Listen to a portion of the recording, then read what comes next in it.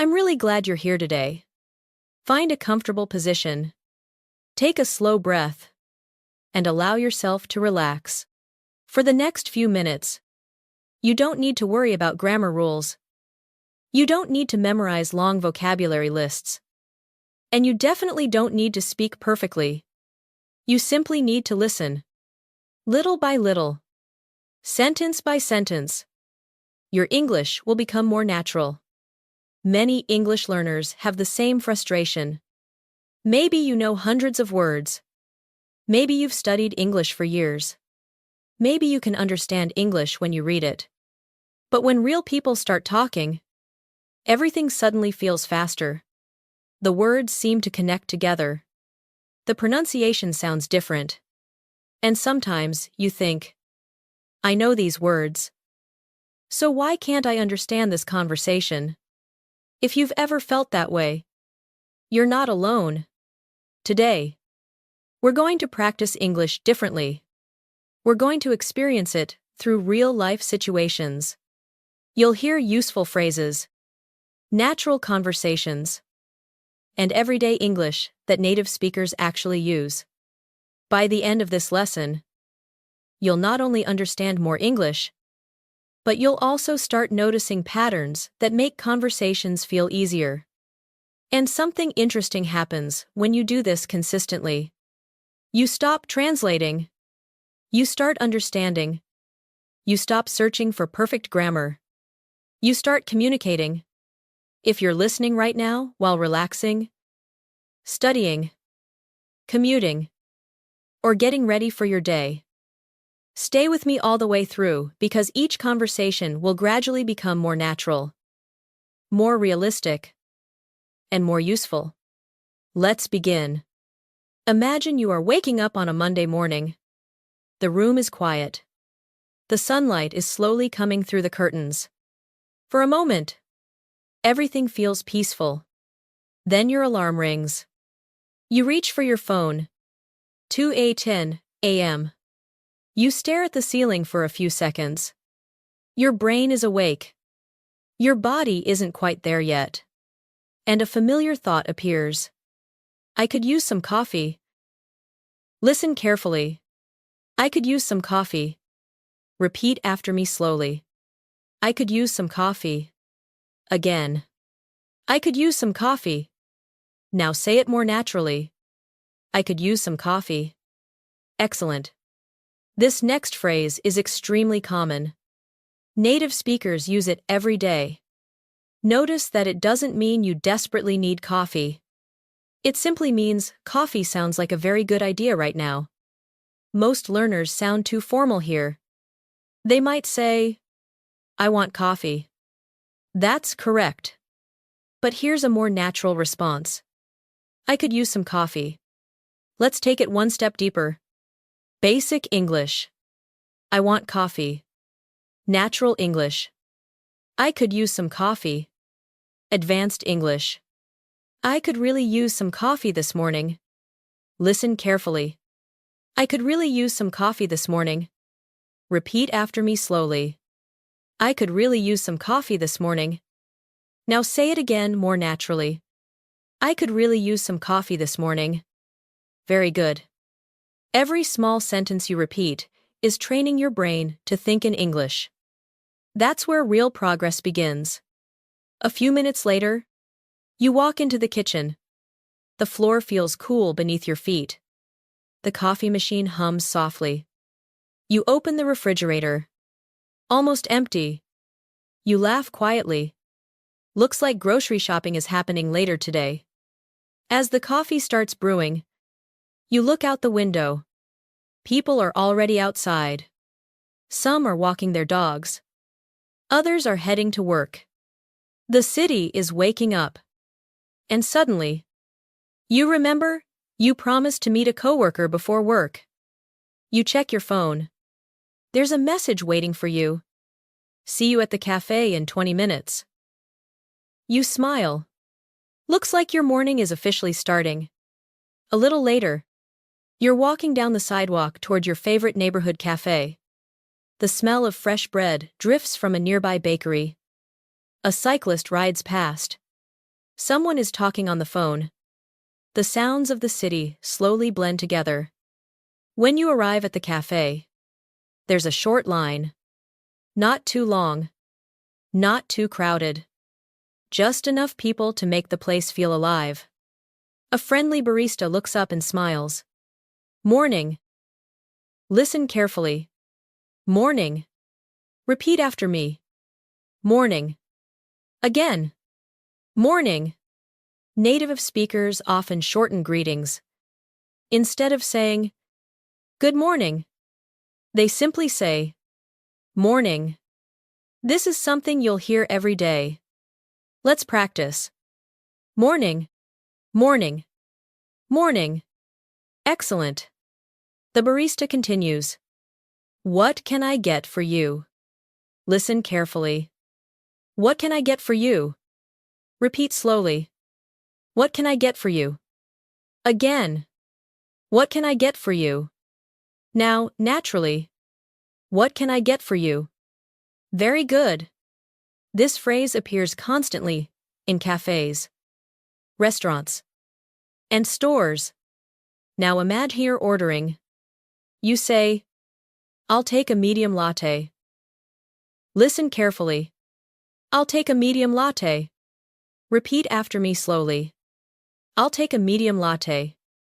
Again. I'll take a medium latte. Now say it naturally. I'll take a medium latte. Excellent. Most learners say, "I want a latte." That's okay. But native speakers often say, "I'll take a latte." Or, "Can I get a latte?" Let's practice both. I'll take a latte. Repeat. I'll take a latte. Can I get a latte? Repeat. Can I get a latte? Excellent. Notice how natural these sound. The barista begins preparing your drink. While you're waiting, someone standing next to you looks tired. Very tired. He yawns and shakes his head. Then he says, "Long night." Listen carefully. Long night. Repeat slowly. Long night. Again. Long night. This is a common form of small talk. It's actually a question, but it's shortened. Instead of saying, "Did you have a long night?" native speakers simply say, "Long night." Let's practice. Long night. Repeat. Long night. Long day. Repeat. Long day. Busy morning. Repeat. Busy morning. Excellent. These short questions appear everywhere, and they're often difficult for learners because so many words are missing. But once you recognize the pattern, they become easy. You smile and answer, "Yeah. Kind of." Listen carefully. Yeah. Kind of. Repeat slowly. Yeah. Kind of. Again. Yeah. Kind of. Now naturally. Yeah. Kind of. Excellent. Notice the hesitation, the softness, the uncertainty. Real conversations are full of these little moments. Native speakers rarely sound like textbooks. They hesitate. They soften answers. They leave thoughts unfinished. That's normal. Let's make it more natural. Basic. Yes. Natural. Yeah. More conversational. Yeah. Kind of. Listen carefully. Yeah. Kind of. Repeat. Yeah. Kind of. Very good. The man laughs. Same here.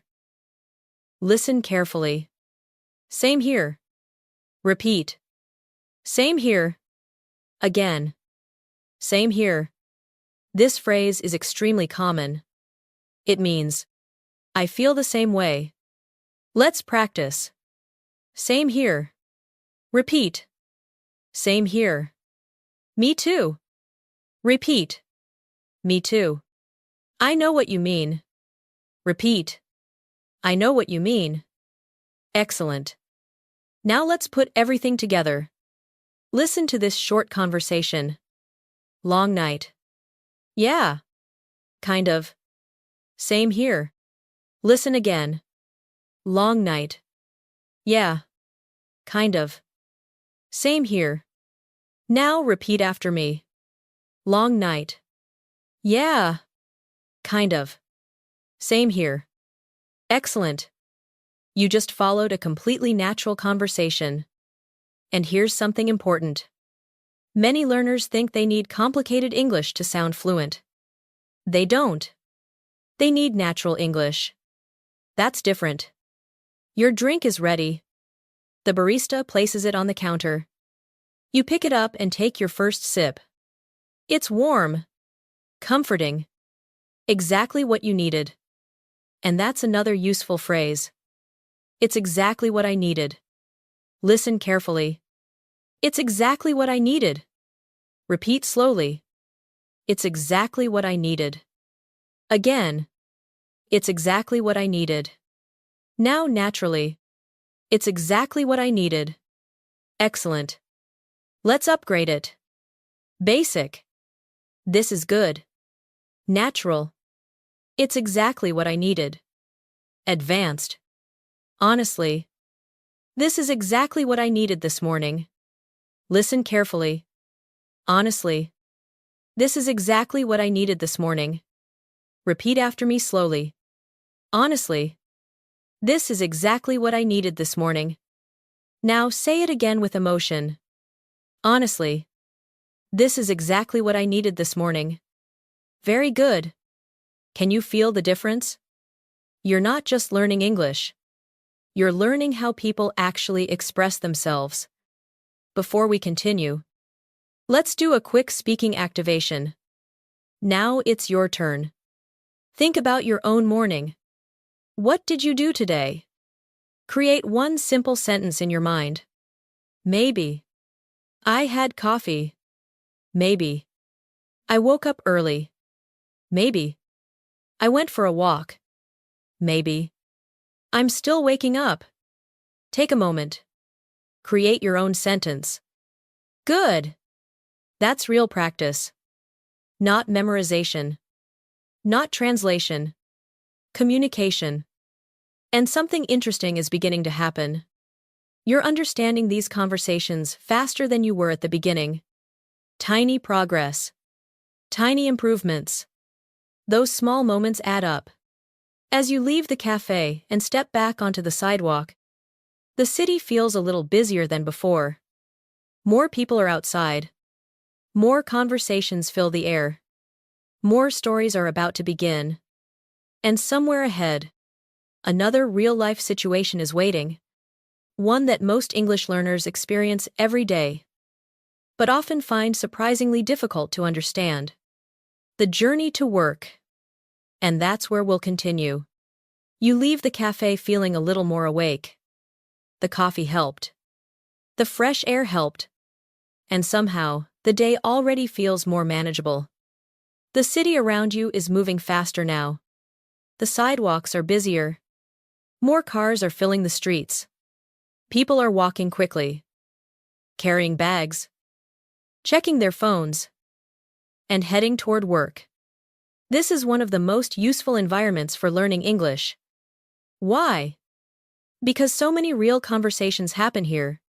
Short conversations. Fast conversations. Unexpected conversations. The kind of English native speakers use every single day. As you continue walking, you arrive at a busy bus stop. Several people are already waiting. Some are drinking coffee. Others are staring at their phones. A few are quietly talking to each other. The electronic sign above the shelter displays arrival times. 3 minutes. 5 minutes. 7 minutes. A woman standing nearby looks at the sign and sighs. Then she says, I hope it's on time today. Listen carefully. I hope it's on time today. Repeat after me slowly. I hope it's on time today. Again. I hope it's on time today. Now say it naturally. I hope it's on time today.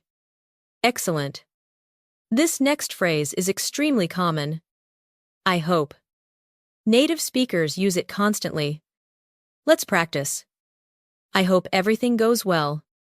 Repeat. I hope everything goes well. I hope it doesn't rain. Repeat. I hope it doesn't rain. I hope we get there on time. Repeat. I hope we get there on time. Excellent. Notice how useful this pattern is. You can use it almost anywhere. The man beside her nods. Yeah. Traffic's been pretty bad lately. Listen carefully. Traffic's been pretty bad lately. Repeat slowly. Traffic's been pretty bad lately. Again. Traffic's been pretty bad lately. Now naturally. Traffic's been pretty bad lately. Very good. Notice something interesting. Traffic's been. Native speakers often connect words together. Traffic has been becomes traffic's been. You'll hear this everywhere. It's been busy. She's been working. He's been waiting. Let's practice. It's been a long week. Repeat. It's been a long week. She's been busy lately. Repeat. She's been busy lately. He's been waiting for a while. Repeat. He's been waiting for a while. Excellent. The more you hear these patterns, the easier listening becomes. You're not memorizing grammar. You're recognizing real speech. A few moments later, the bus arrives. The doors open. People step inside. You find an empty seat near a window. The bus pulls away from the curb and joins the morning traffic. Outside, the city continues rushing forward. Inside, conversations quietly unfold. Two coworkers sit across from you. One looks tired. Very tired. The other notices immediately. Tough morning. Listen carefully. Tough morning. Repeat slowly. Tough morning. Again. Tough morning. Excellent. This is another example of shortened English. Instead of saying, "Are you having a tough morning?" native speakers often simplify it.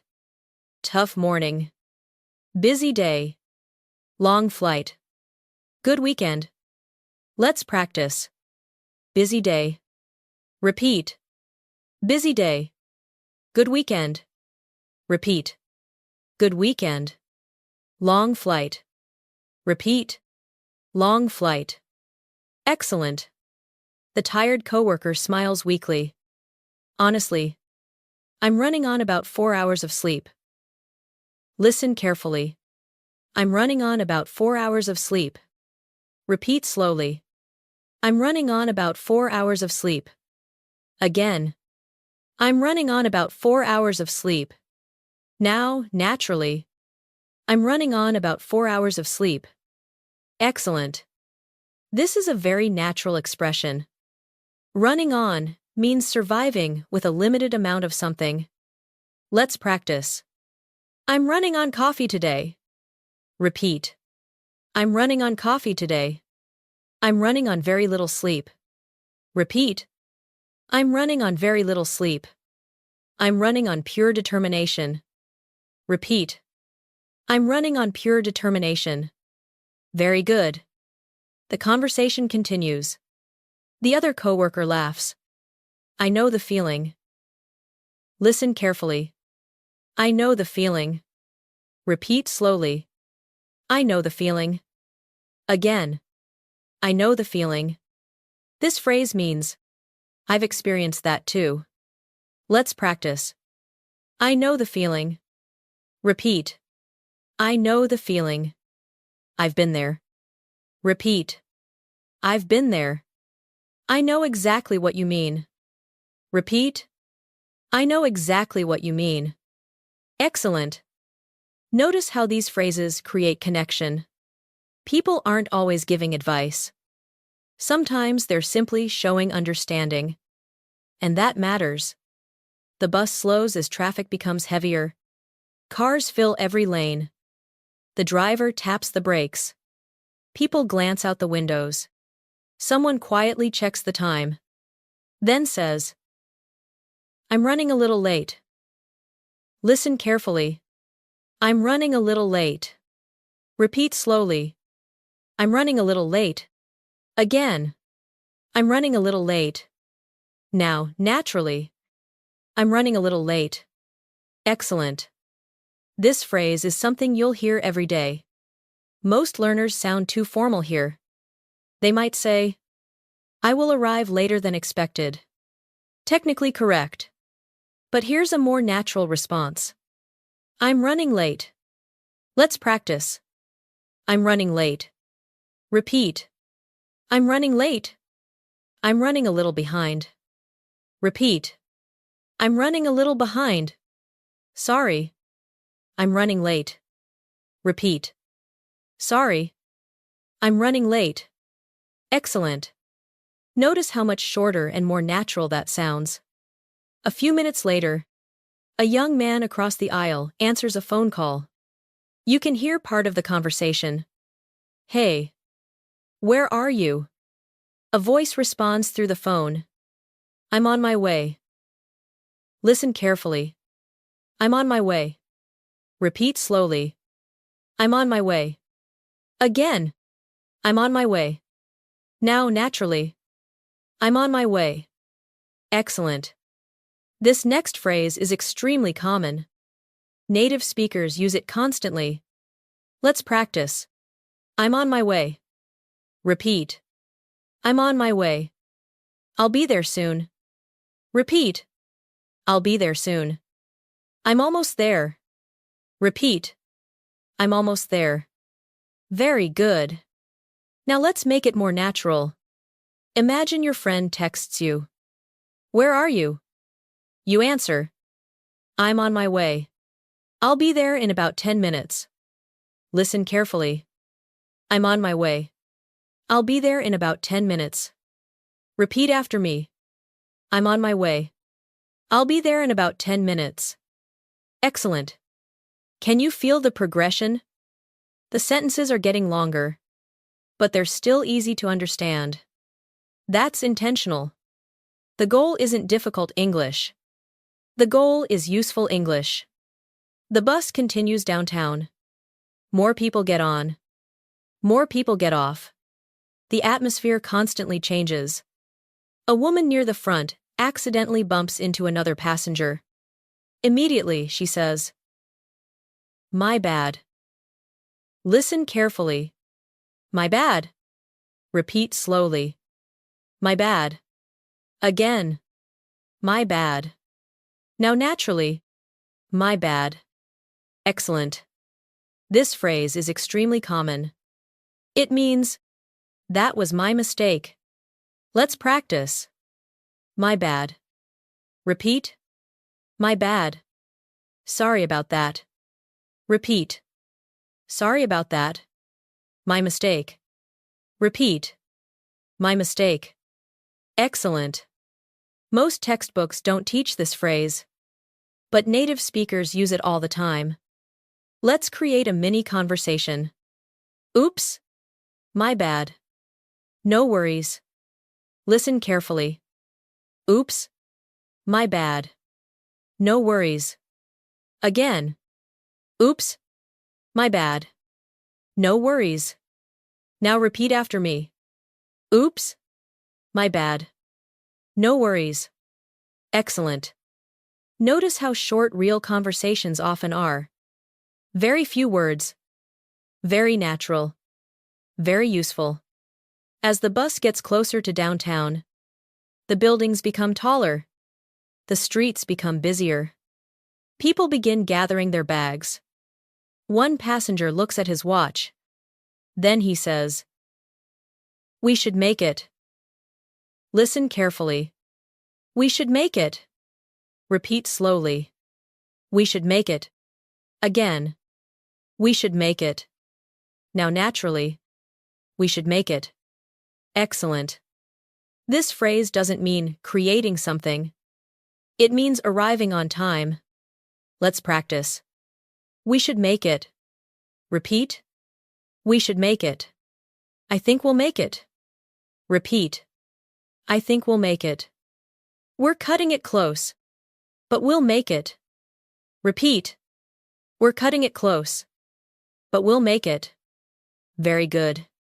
Now let's take this one step deeper. Listen carefully. I think we'll make it if traffic doesn't get any worse. Repeat slowly. I think we'll make it if traffic doesn't get any worse. Again. I think we'll make it if traffic doesn't get any worse. Excellent. You just understood a longer sentence in natural English. That's a breakthrough moment many learners don't even notice. Little by little, your brain is becoming more comfortable with real speech. Before we continue, let's do a quick speaking activation. Think about your own commute. How do you usually get around? By car? By bus? By train? On foot? Create one simple sentence in your mind. Maybe. I usually drive to work. Maybe. I take the bus every morning. Maybe. I walk whenever I can. Take a moment. Create your sentence. Good. That's real English practice. Not memorizing. Not translating. Creating. And that's where confidence begins. The bus finally pulls into the downtown station. People stand up. Coffee cups are emptied.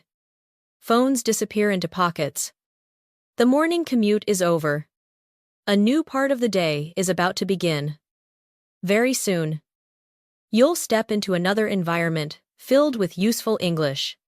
An environment where people solve problems, ask questions, collaborate, and communicate all day long. The workplace. And hidden inside those everyday office conversations are some of the most useful phrases you'll ever learn. The bus doors slide open.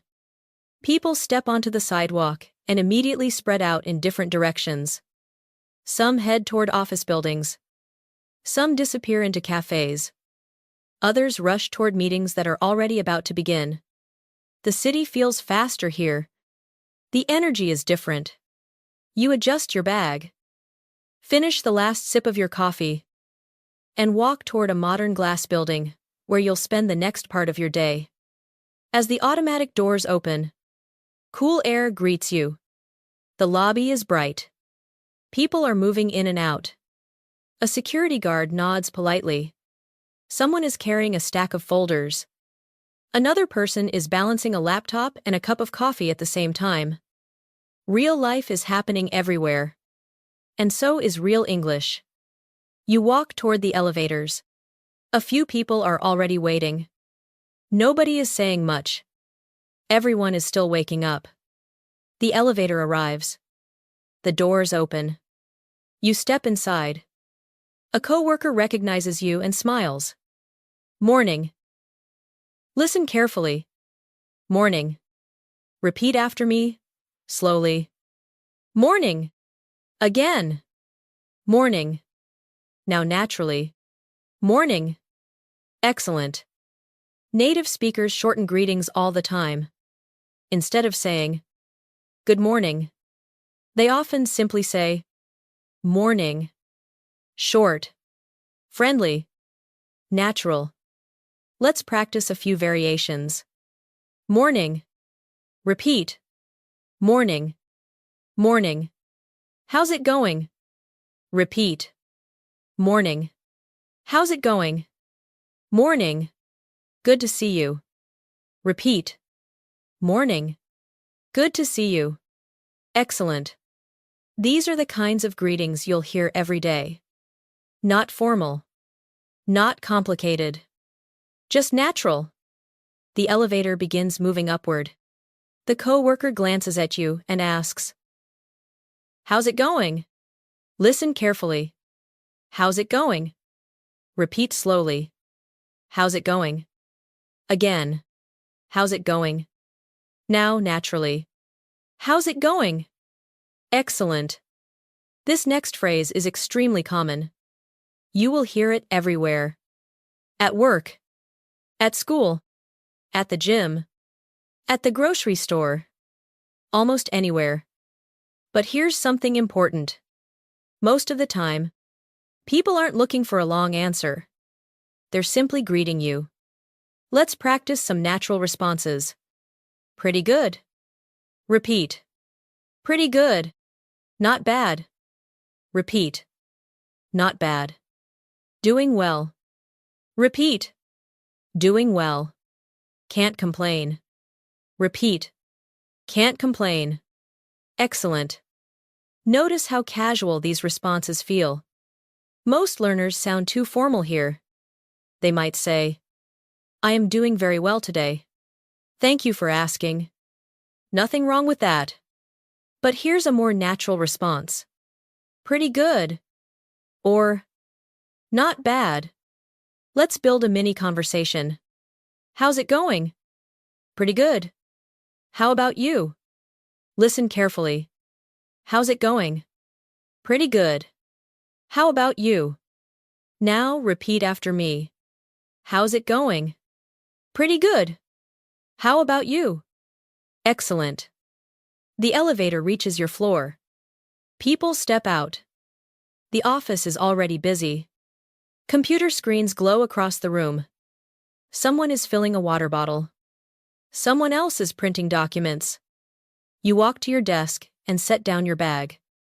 Before you've even had time to sit down, a coworker appears beside you. Quick question. Listen carefully. Quick question. Repeat slowly. Quick question. Again. Quick question. Now naturally. Quick question. Excellent. This phrase is extremely common in workplace English. Whenever someone says, quick question, they usually need something. Let's practice. Quick question. Repeat. Quick question. Quick question. Do you have a minute? Repeat. Quick question. Do you have a minute? Excellent. And here's a very natural response. Sure. What's up? Listen carefully. Sure. What's up?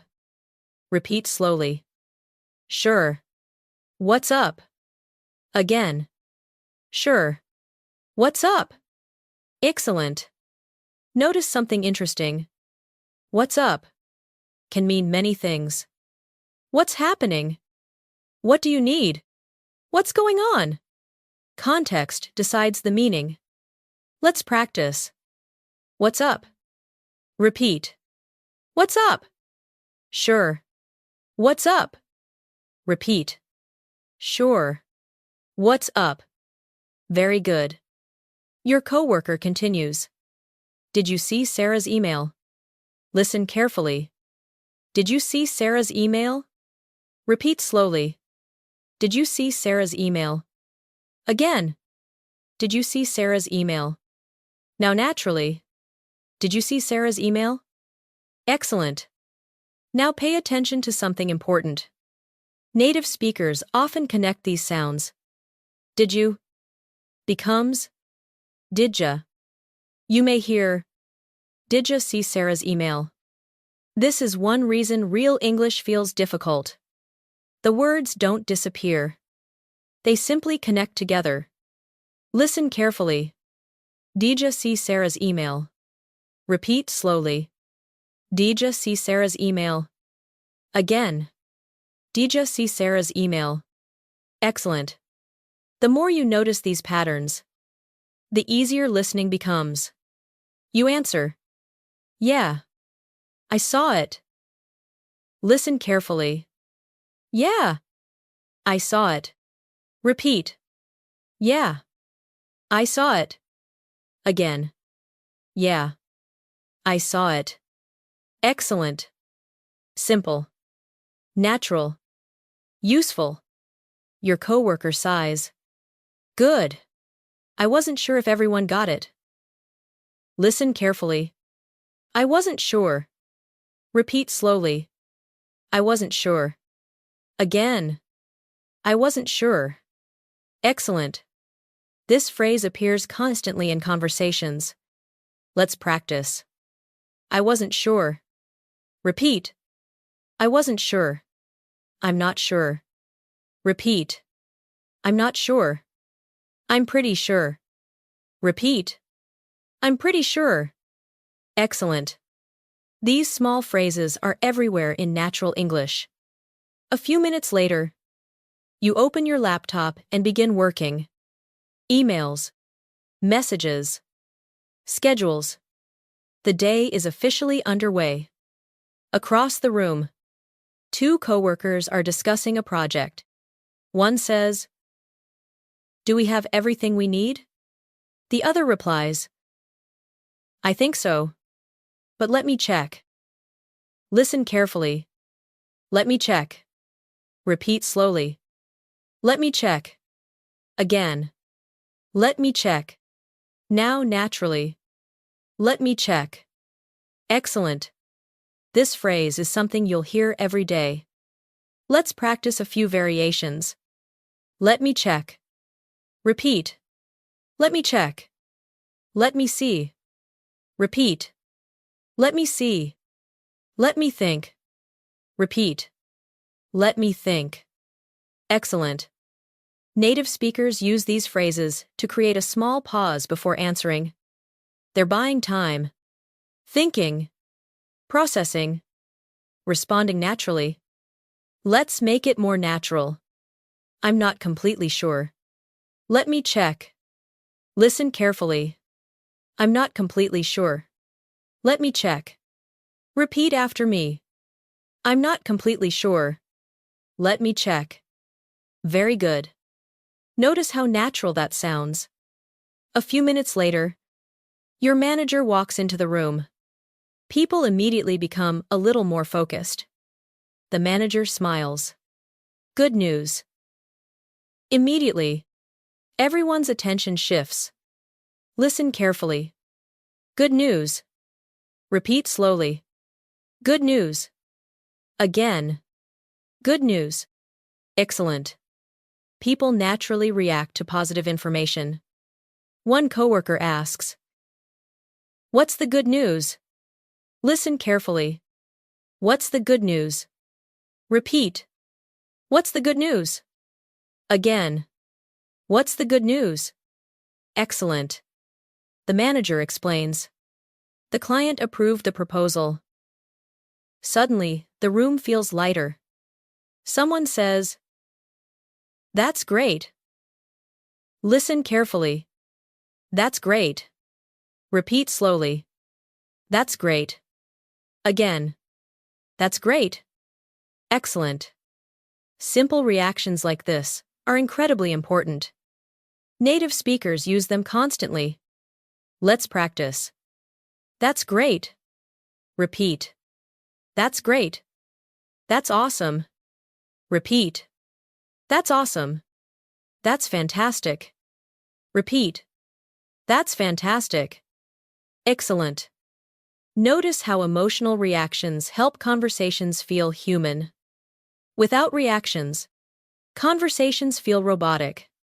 With reactions, conversations feel alive. The morning continues. The office becomes busier. Phones ring. Conversations start and stop. The rhythm of work fills the room. A coworker walks quickly past your desk, carrying a stack of papers. She pauses for a second and says, "Sorry.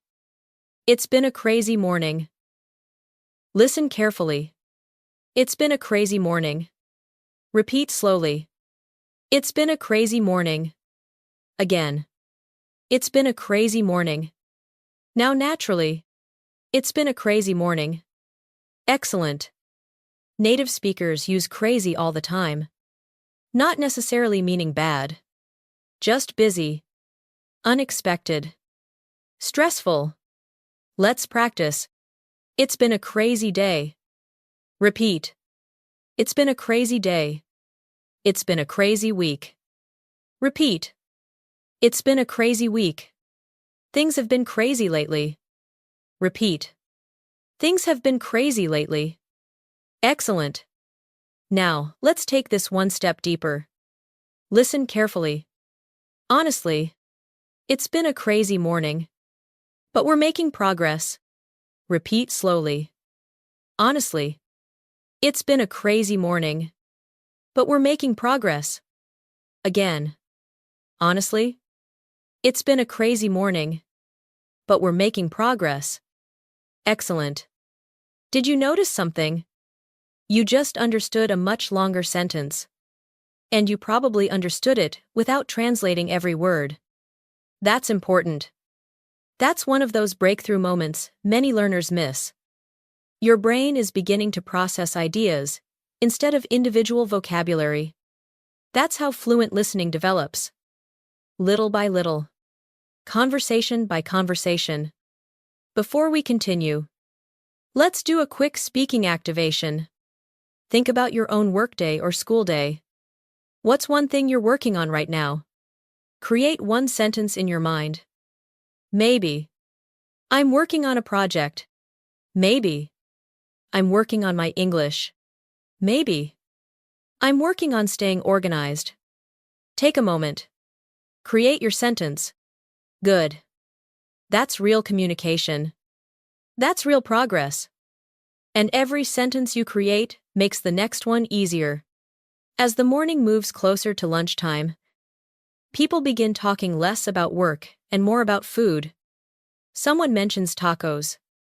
Someone else mentions sandwiches. A few coworkers are already deciding where to go. The atmosphere starts changing. The serious energy of the morning begins fading. A more social energy takes its place. And hidden inside those lunch conversations are some of the most common phrases native speakers use every single day. That's exactly where we're heading next. The morning has moved quickly. Emails have been answered. Meetings have started.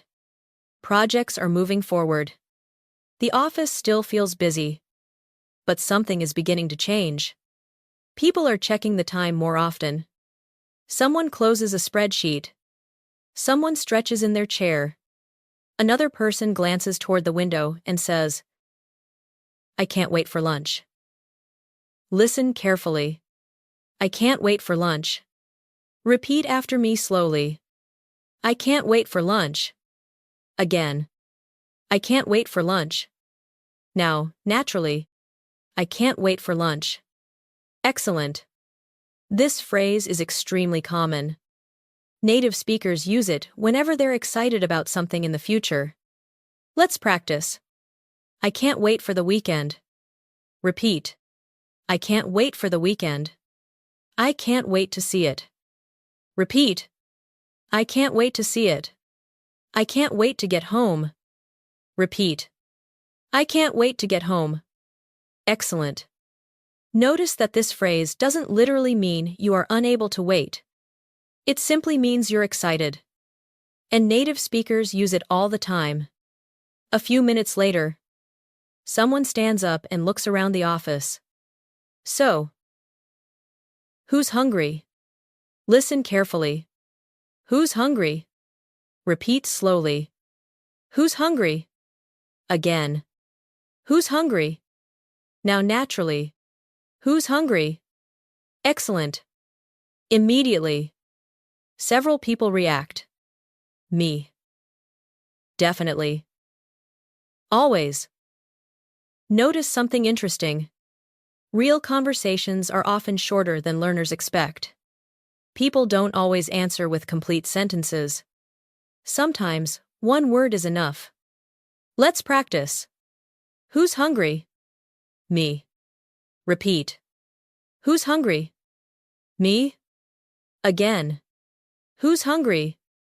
Definitely. Repeat. Who's hungry? Definitely. Excellent. The group decides to head out together. As you walk toward the elevator, one coworker asks, So, where should we go today? Listen carefully. Where should we go today? Repeat slowly. Where should we go today? Again. Where should we go today? Excellent. This is a very common conversation starter. People make decisions together constantly. One coworker immediately responds, "I'm in the mood for pizza." Listen carefully. I'm in the mood for pizza. Repeat slowly. I'm in the mood for pizza. Again. I'm in the mood for pizza. Now naturally. I'm in the mood for pizza. Excellent. This phrase is incredibly useful. Let's practice. I'm in the mood for pizza. Repeat. I'm in the mood for pizza. I'm in the mood for something healthy. Repeat. I'm in the mood for something healthy. I'm not really in the mood for that. Repeat. I'm not really in the mood for that. Excellent. Notice how natural this sounds. Native speakers often talk about how they feel rather than making direct decisions. Instead of saying, "Let's eat pizza," they say, "I'm in the mood for pizza." It feels softer, more conversational. Another coworker laughs. Honestly, anything sounds good right now. Listen carefully. Anything sounds good right now. Repeat slowly. Anything sounds good right now. Again. Anything sounds good right now. Now, naturally. Anything sounds good right now. Excellent. This phrase usually appears when someone is very hungry. Let's practice. Anything sounds good right now. Repeat. Anything sounds good right now. I could eat just about anything. Repeat. I could eat just about anything. I'm starving. Repeat. I'm starving. Excellent. Notice that starving is often used as an exaggeration. Native speakers say it constantly. It doesn't mean actual starvation. It simply means you're very hungry. As the group walks down the street, the conversation becomes more relaxed. Work topics slowly disappear. Personal topics begin to appear. Someone mentions a movie they watched recently. Another person talks about a concert. Someone else discusses travel plans. This is where social English begins. And social English is often faster than workplace English. Because people are relaxed. They interrupt each other. They laugh. They react. The group arrives at a busy restaurant. The smell of food fills the air. Conversations echo throughout the room. Dishes clink together. People laugh at nearby tables. The atmosphere feels alive. A server approaches the table with a smile. "Can I start you off with something to drink?" Listen carefully. Can I start you off with something to drink? Repeat slowly. Can I start you off with something to drink? Again. Can I start you off with something to drink? Excellent. This is a very common restaurant phrase.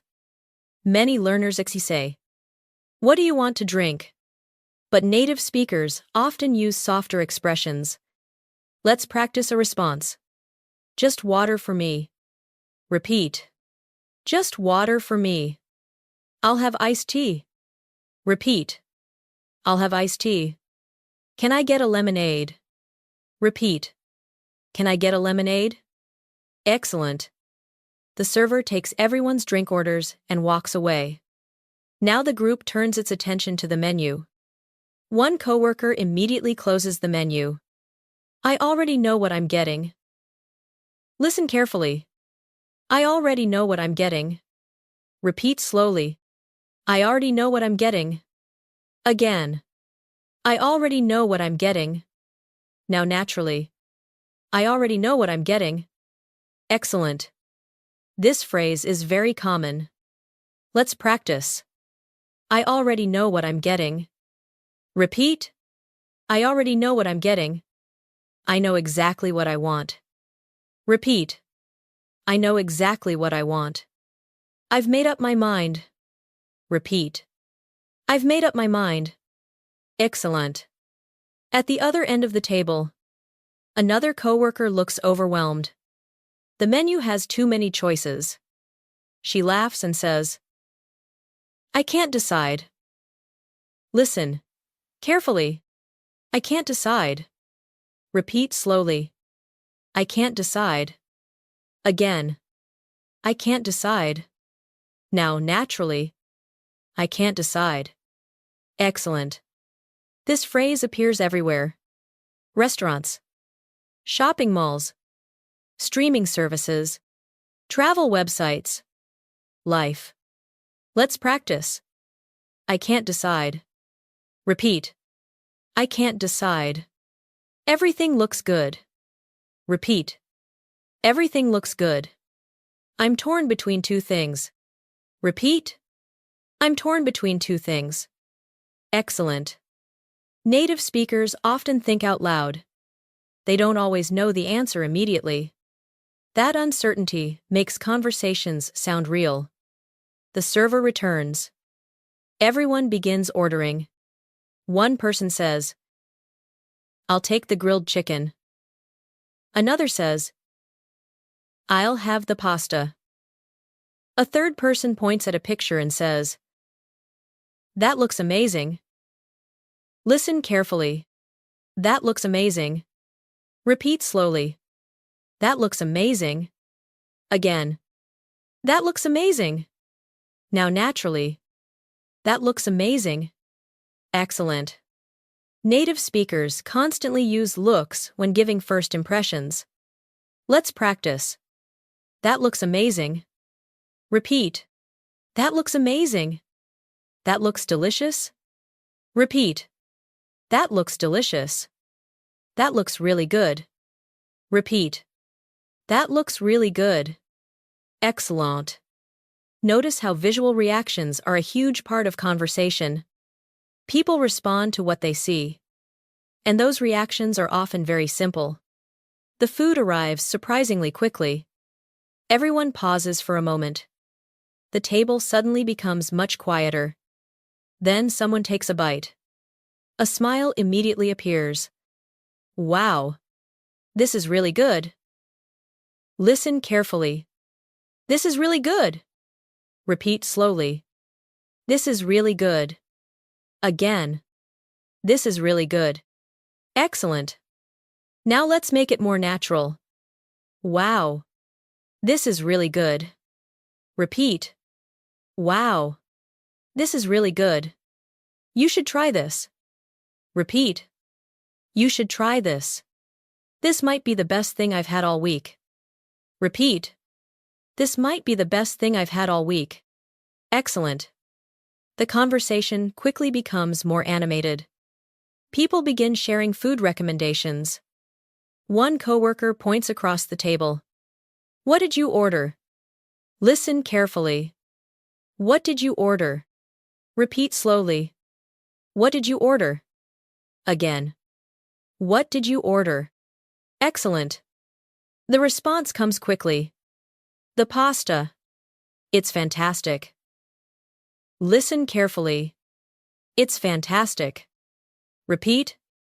It's fantastic. Again. It's fantastic. Excellent. Notice something important.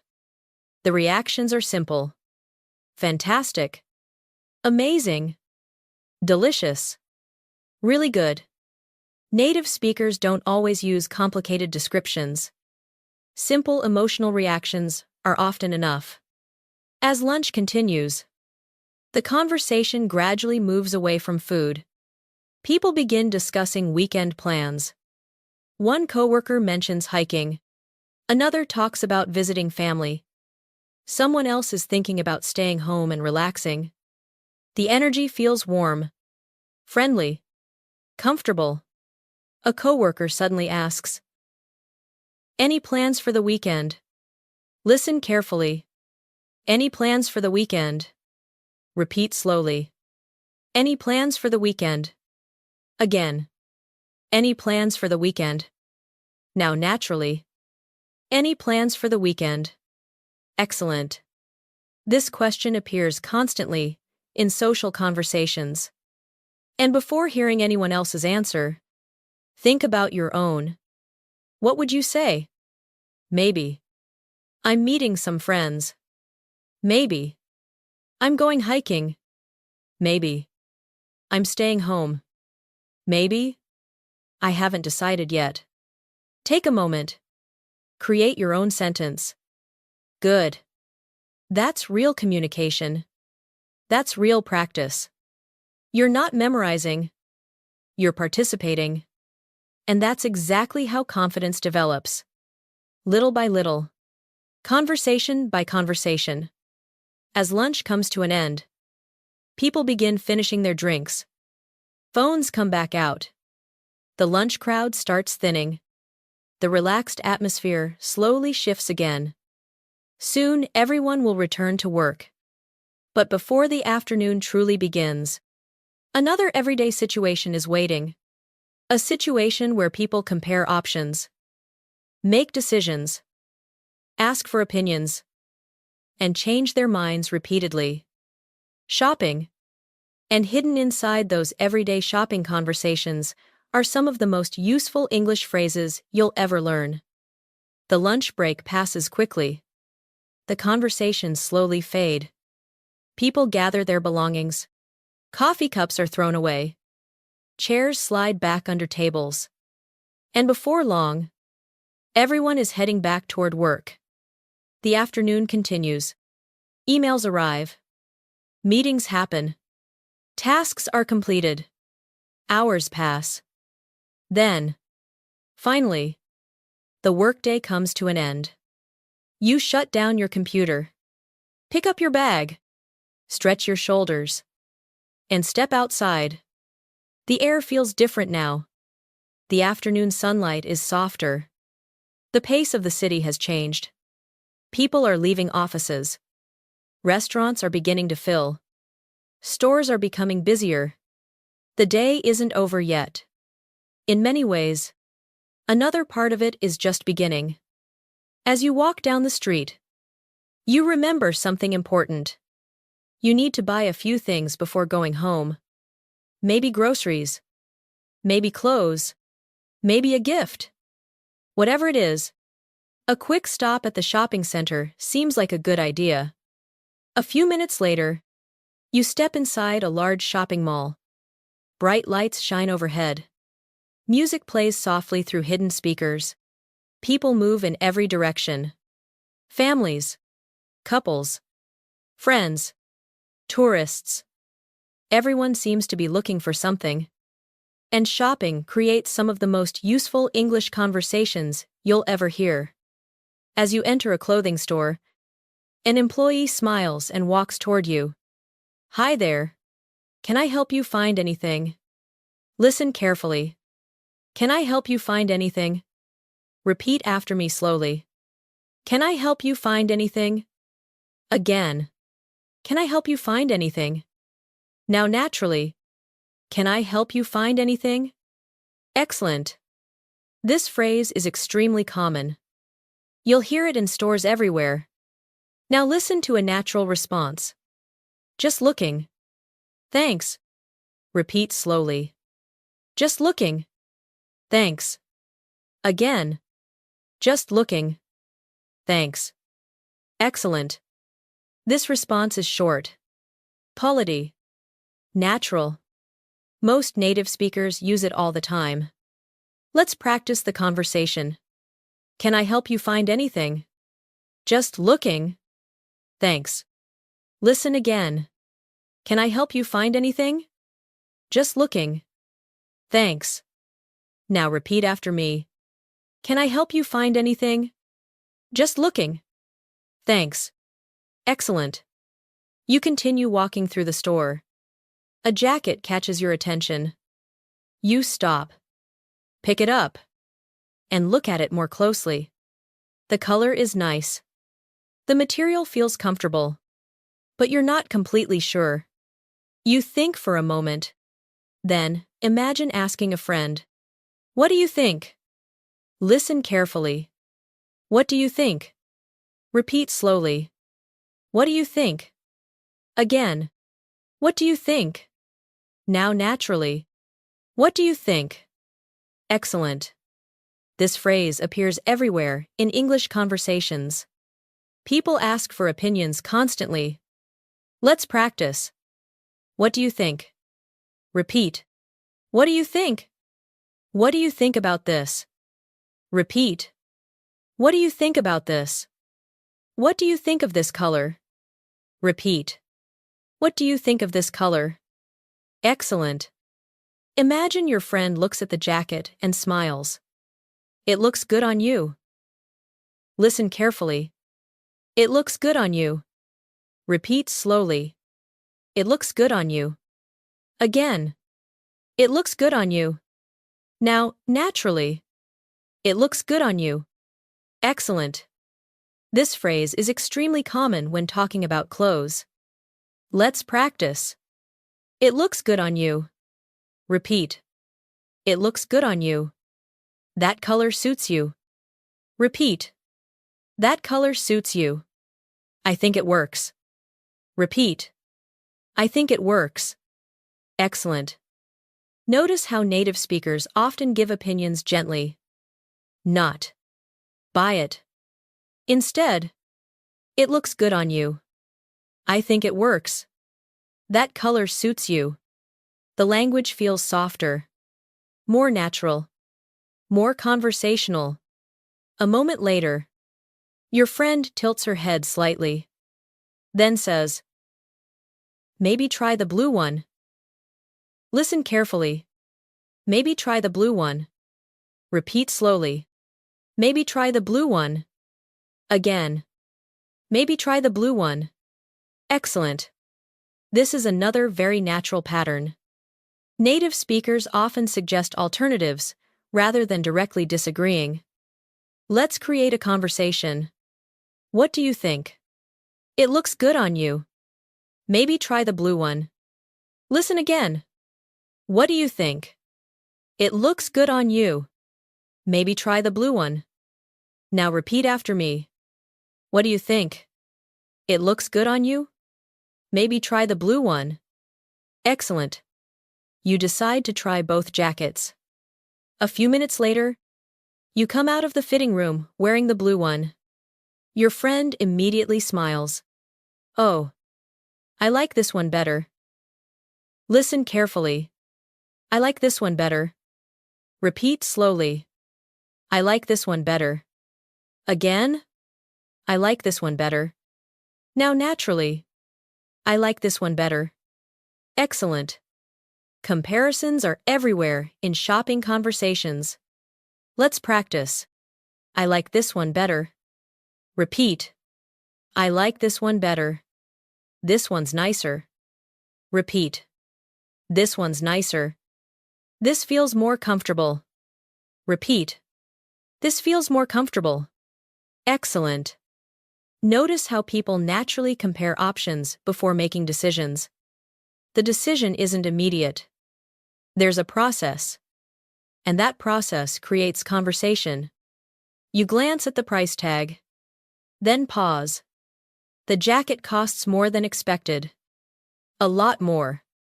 You quietly say, that's a little expensive. Listen carefully. That's a little expensive. Repeat slowly. That's a little expensive. Again. That's a little expensive. Now naturally. That's a little expensive. Excellent. Notice the phrase, a little. Native speakers often soften opinions. Instead of saying, that's expensive, they say, that's a little expensive. Instead of, it's bad, they say, it's not great. The language feels friendlier. Let's practice. That's a little expensive. Repeat. That's a little expensive. It's a bit pricey. Repeat. It's a bit pricey. I'm not sure it's worth it. Repeat. I'm not sure it's worth it. Excellent. Now let's make it more natural. Honestly. I'm not sure it's worth the price. Listen carefully. Honestly. I'm not sure it's worth the price. Repeat after me. Honestly. I'm not sure it's worth the price. Very good. Native speakers think out loud all the time, and these little comments help conversations feel real. Eventually, you decide not to buy the jacket. At least not today. You smile and say, "I'll think about it." Listen carefully. "I'll think about it." Repeat slowly. "I'll think about it." Again. "I'll think about it." Now naturally, "I'll think about it." Excellent. This phrase is extremely useful. Let's practice. "I'll think about it." Repeat. "I'll think about it." Maybe later. Repeat. Maybe later. "I'm not ready to decide yet." Repeat. "I'm not ready to decide yet." Excellent. Notice how many decisions in life are delayed. Not every answer is yes or no. Sometimes, "I'll think about it," is the perfect response. You leave the clothing store and continue walking through the mall. Soon you arrive at a grocery store. Shopping carts move quietly across the floor. People compare products. Parents talk with children. Cashiers greet customers. The atmosphere feels different. More practical. More routine. You grab a basket and begin walking through the aisles. Nearby, a woman picks up a snack and asks her friend, "Have you ever tried this?" Listen carefully. "Have you ever tried this?" Repeat slowly. "Have you ever tried this?" Again. "Have you ever tried this?" Excellent. This phrase appears constantly. Food. Restaurants. Apps. Movies. Books. Experiences. Let's practice. "Have you ever tried this?" Repeat. "Have you ever tried this?" "Have you seen this before?" Repeat. "Have you seen this before?" "Have you heard of it?" Repeat. "Have you heard of it?" Excellent. The friend responds, "Yeah. It's pretty good." Listen carefully.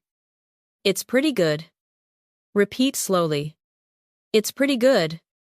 Again. "It's pretty good." Excellent. This is one of the most common opinion phrases in English. Not amazing. Not terrible. Just pretty good. Let's practice. Pretty good. Repeat. Pretty good. Pretty useful. Repeat. Pretty useful. Pretty interesting. Repeat. Pretty interesting. Excellent. Notice how often native speakers avoid extreme opinions. Most conversations happen somewhere in the middle.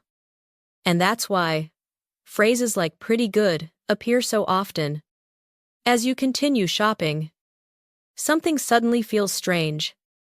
You stop pushing your basket. You think for a second. Then you laugh. "I feel like I'm forgetting something." Listen carefully. "I feel like I'm forgetting something." Repeat slowly. "I feel like I'm forgetting something." Again. "I feel like I'm forgetting something." Excellent. This phrase is incredibly common. Let's practice. "I feel like I'm forgetting something." Repeat. "I feel like I'm forgetting something." "I feel like I've seen this before." Repeat. "I feel like I've seen this before." "I feel like I need another coffee." Repeat. "I feel like I need another coffee." Excellent. Before we continue, let's do a quick speaking activation. Think about the last thing you bought. What was it? Create one sentence in your mind. Maybe, "I bought some groceries." Maybe, "I bought a new shirt." Maybe, "I ordered something online." Take a moment. Create your sentence. Good. That's real communication. That's real English. And every sentence you create makes the next one easier. As the shopping trip comes to an end, the sky outside begins turning orange. The sun is slowly setting. People are heading home. But before the day is over, One more important part remains. Time with friends. Time to relax. Time to talk about life, instead of work. And hidden inside those casual conversations are some of the most natural English expressions you'll ever hear. That's exactly where we're going next. The afternoon is slowly fading into evening. The shopping bags feel a little heavier now. The streets are filled with a different kind of energy. People are no longer rushing to work. They're heading home, meeting friends, going out for dinner, enjoying the final hours of the day. The sky is painted with soft shades of orange and gold. Streetlights begin to glow. The city feels calmer than it did this morning. And after a long day of work, errand, and responsibilities, there's something many people look forward to. Seeing friends, having a conversation, sharing stories, laughing together. As you leave the shopping center, your phone vibrates. A message appears. We're already here. Take your time. You smile. A few minutes later, you're walking toward a small outdoor cafe downtown. Soft music plays in the background. The weather is comfortable. People sit at tables talking and laughing. The atmosphere feels relaxed, comfortable, human. You spot your friends sitting near the corner of the patio. One of them waves enthusiastically. As you approach the table, someone immediately says, "There you are." Listen carefully. There you are. Repeat after me slowly. There you are. Again. There you are. Now naturally. There you are. Excellent. This phrase is extremely common. Native speakers often use it when someone finally arrives. Let's practice. There you are. Repeat. There you are. We were wondering where you were. Repeat. We were wondering where you were. Glad you made it. Repeat. Glad you made it. Excellent. You sit down and immediately feel more relaxed. One friend smiles and says, "It's been a while." Listen carefully. It's been a while. Repeat slowly. It's been a while. Again. It's been a while. Now naturally. It's been a while. Excellent. This phrase is used whenever people haven't seen each other recently. It could be a week. It could be a month. It could be much longer. Let's practice. It's been a while. Repeat. It's been a while. Yeah. It's been a while. Repeat. Yeah. It's been a while. Wow. It's been a while. Repeat. Wow. It's been a while. Excellent. The conversation continues naturally. Another friend asks, "How have you been?" Listen carefully. How have you been? Repeat slowly. How have you been? Again. How have you been? Now, naturally. How have you been? Excellent. This question is different from, "How are you?" It's asking about a longer period of time. People use it when reconnecting. Let's practice a few responses. Gay. I've been good. Repeat. I've been good. Pretty busy lately. Repeat. Pretty busy lately. Things have been going well. Repeat. Things have been going well. Excellent. Now let's create a natural response. I've been pretty busy lately. But things are going well. Listen carefully. I've been pretty busy lately. But things are going well. Repeat after me. I've been pretty busy lately. But things are going well. Excellent. Notice how natural conversations often include balance. Busy, but good. Tired, but happy. Stressful, but manageable. Life is rarely just one thing. A server arrives and asks if anyone wants another drink. One of your friends immediately says, I could definitely use a coffee. Listen carefully. I could definitely use a coffee. Repeat slowly. I could definitely use a coffee. Again. I could definitely use a coffee. Excellent. Notice the word definitely. Native speakers use it constantly. Let's practice. Definitely. Repeat. Definitely. Absolutely. Repeat. Absolutely. For sure. Repeat. For sure. Excellent. These words help express agreement and enthusiasm. Now let's create a mini conversation. Want another coffee? Definitely. Listen carefully. Want another coffee? Definitely. Again. Want another coffee? Definitely. Excellent. The drinks arrive. Everyone settles into their chairs. The conversation becomes deeper, more personal. One friend suddenly leans forward and smiles. You won't believe what happened to me yesterday. Immediately, everyone's attention shifts. Listen carefully. You won't believe what happened to me yesterday. Repeat slowly. You won't believe what happened to me yesterday. Again. You won't believe what happened to me yesterday. Excellent. This phrase creates curiosity. People instantly want to hear the story. Let's practice. You won't believe what happened. Repeat. You won't believe what happened. Guess what happened? Repeat. Guess what happened? Wait until you hear this. Repeat. Wait until you hear this. Excellent. These phrases are powerful. They keep conversations interesting. They make people want to keep listening. And that's exactly why native speakers use them. Your friend begins telling the story. So, I was walking home after work. Listen carefully. So, I was walking home after work. Repeat slowly. So, I was walking home after work. Again. So, I was walking home after work. Excellent. Notice something important. Stories often begin with words like, so, well, actually. These words don't carry much meaning by themselves, but they make speech sound natural. Without them, conversations can feel robotic. Your friend continues. And then, something really weird happened. Listen carefully. Something really weird happened. Repeat slowly. Something really weird happened. Again. Something really weird happened. Excellent.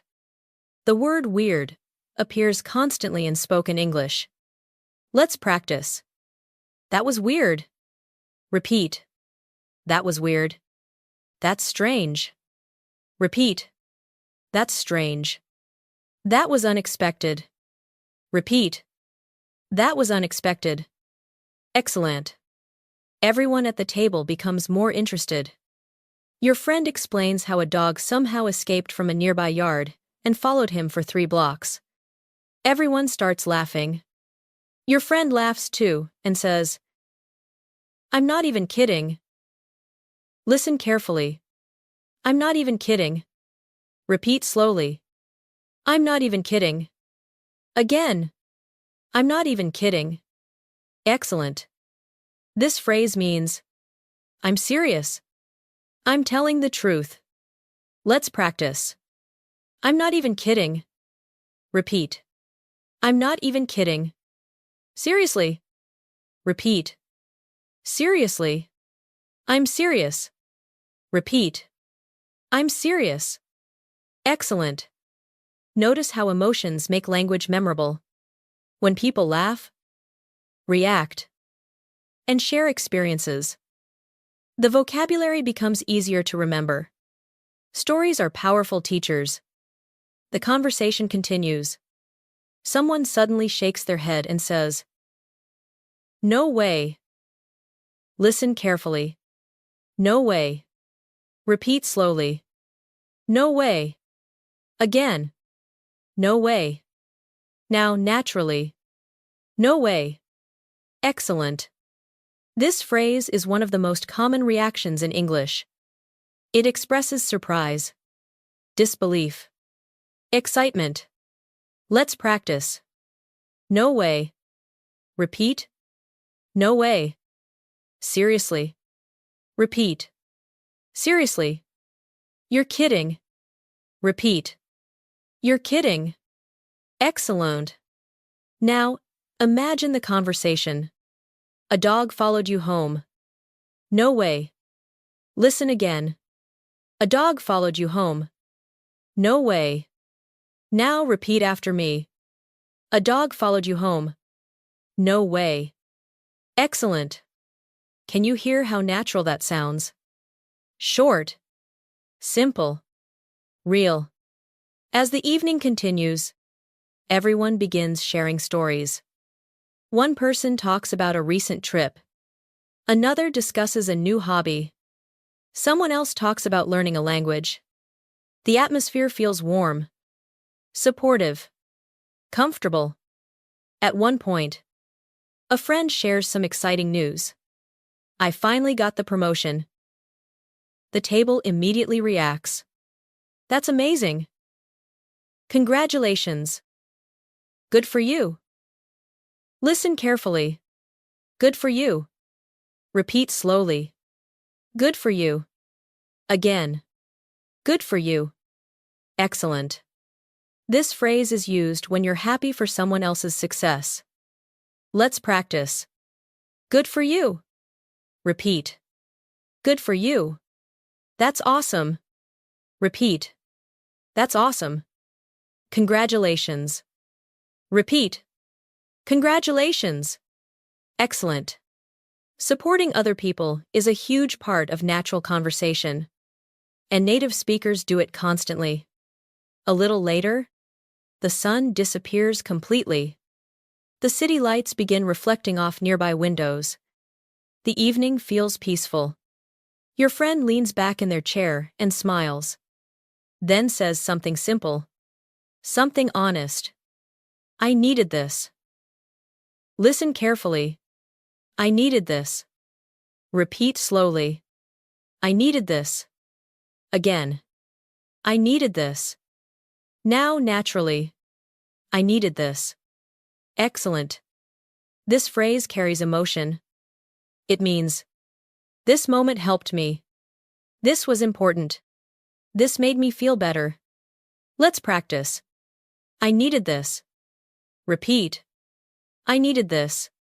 I really needed this. Repeat. I really needed this. This was exactly what I needed. Repeat. This was exactly what I needed. Excellent. Notice how powerful simple English can be. You don't need difficult vocabulary to express real feelings. You just need honest language. The kind people actually use. Before we continue, let's do a quick speaking activation. Think about the last time you spent time with friends. What did you do? Create one simple sentence in your mind. Maybe. We had dinner together. Maybe. We went for a walk. Maybe. We watched a movie. Take a moment. Create your sentence. Good. That's real communication. That's real English. And every sentence you create helps build confidence. As the evening continues, the conversations become slower, more relaxed. People begin talking about family, home, life outside of work. And very soon, the next part of our journey will take us there. Because some of the most important English conversations happen not in cafes or offices, but at home, around the dinner table, in the kitchen, in the living room, the place where everyday life happens. The evening continues peacefully. The conversations with friends slowly come to an end. Coffee cups are empty. The outdoor cafe becomes quieter. People begin saying goodbye and heading home. The city lights shine brightly now. Store windows reflect the movement of passing cars. The air feels cooler than it did a few hours ago. You smile. Say goodbye to your friends. And begin walking home. There is something special about this time of day. The pressure of work is gone. The errands are finished. The plans have been completed. For many people, this is the moment they finally relax. The moment they return home. As you arrive at your front door, you unlock it and step inside. Immediately, everything feels familiar, comfortable, safe. You place your keys on the table, set down your bag, take a deep breath, and suddenly, the busy day feels very far away. From another room, someone calls out, "Hey, you're home." Listen carefully. You're home. Repeat after me slowly. You're home. Again. You're home. Now, naturally. You're home. Excellent. Simple phrases like this are everywhere in family conversations. They're short, warm, natural. You smile and answer. Yeah. I just got in. Listen carefully. I just got in. Repeat slowly. I just got in. Again. I just got in. Now naturally. I just got in. Excellent. This phrase means you arrived very recently. Native speakers use it constantly. Let's practice. I just got in. Repeat. I just got in. I just got home. Repeat. I just got home. I got here a few minutes ago. Repeat. I got here a few minutes ago. Excellent. Notice how natural these expressions feel. Nobody says, "I have recently arrived at my residence." Instead, they say, "I just got home." That's real English. As you walk into the kitchen, the smell of dinner fills the air. Something delicious is cooking. A family member is stirring a pot on the stove. Someone else is setting the table. The atmosphere feels calm, relaxed, comfortable. A voice asks, "How was your day?" Listen carefully. How was your day? Repeat slowly. How was your day? Again. How was your day? Now, naturally. How was your day? Excellent. This question appears every day in homes around the world. Let's practice some natural responses. It was good. Repeat. It was good. Pretty busy. Repeat. Pretty busy. Not too bad. Repeat. Not too bad. Excellent. Now let's make it sound even more natural. Pretty busy. But not too bad. Listen carefully. Pretty busy. But not too bad. Repeat after me.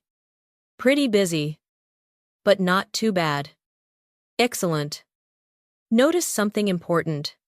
Native speakers often combine positive and negative ideas. Busy. But good. Tired. But happy. Stressful. But productive.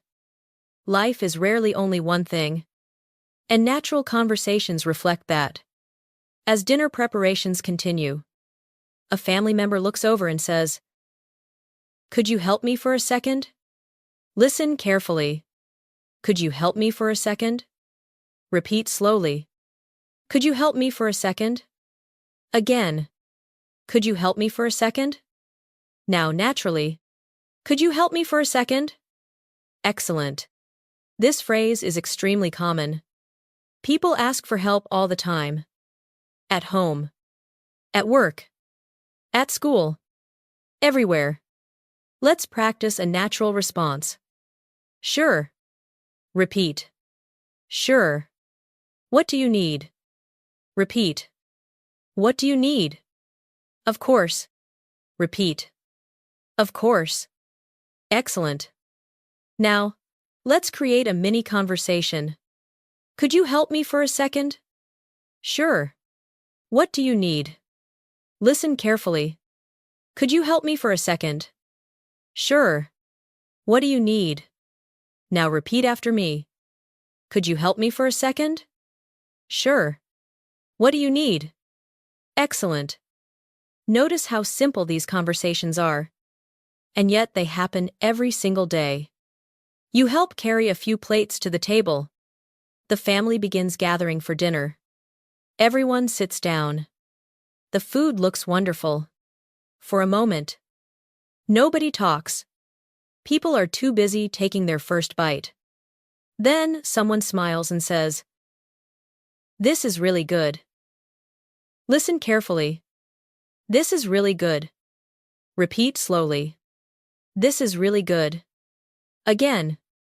This is really good. Now naturally. This is really good. Excellent. Simple reactions like this are extremely common. Let's practice. This is really good. Repeat.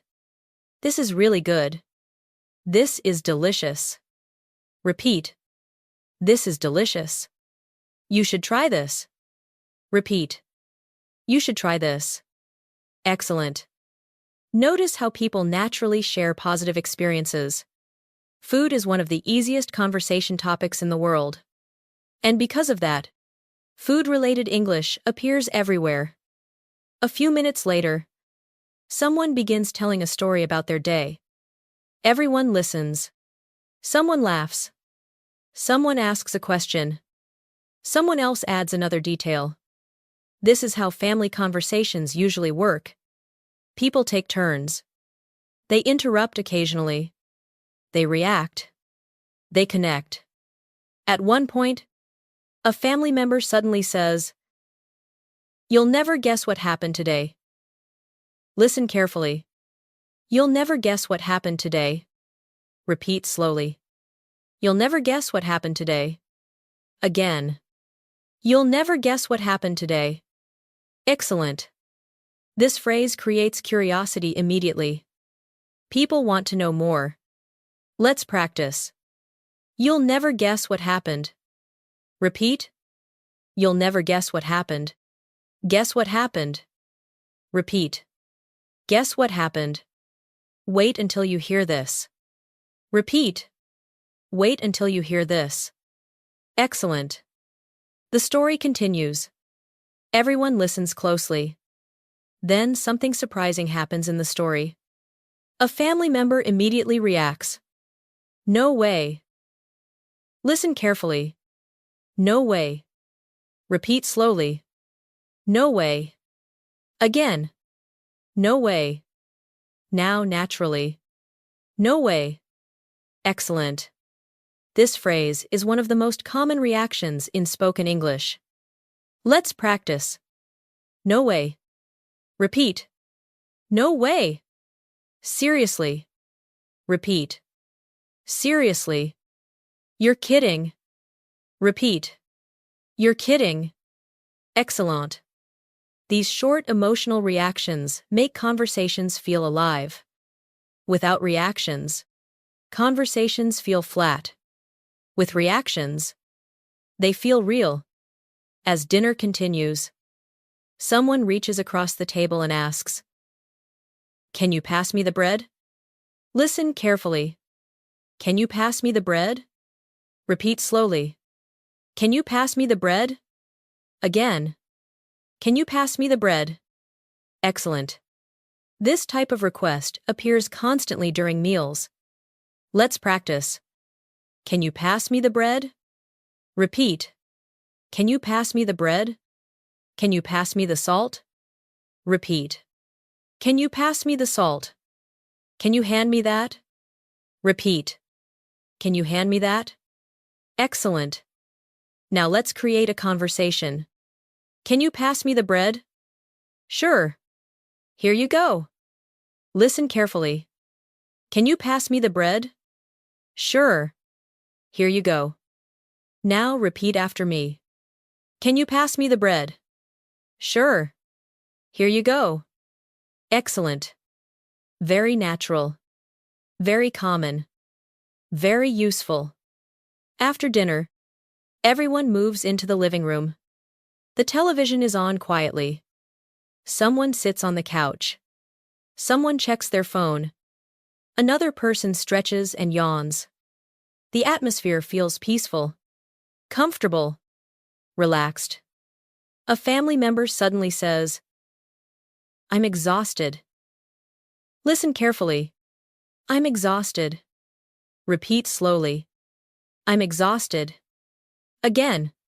I'm exhausted. Now, naturally. I'm exhausted. Excellent. This is a stronger version of I'm tired. Let's practice. I'm exhausted. Repeat. I'm exhausted. I'm worn out. Repeat. I'm worn out. I'm drained. Repeat. I'm drained. Excellent. Native speakers use these expressions constantly after a long day. A few minutes later, someone picks up the remote control and asks, "What do you want to watch?" Listen carefully. What do you want to watch? Repeat slowly. What do you want to watch? Again. What do you want to watch? Excellent. Immediately, several opinions appear.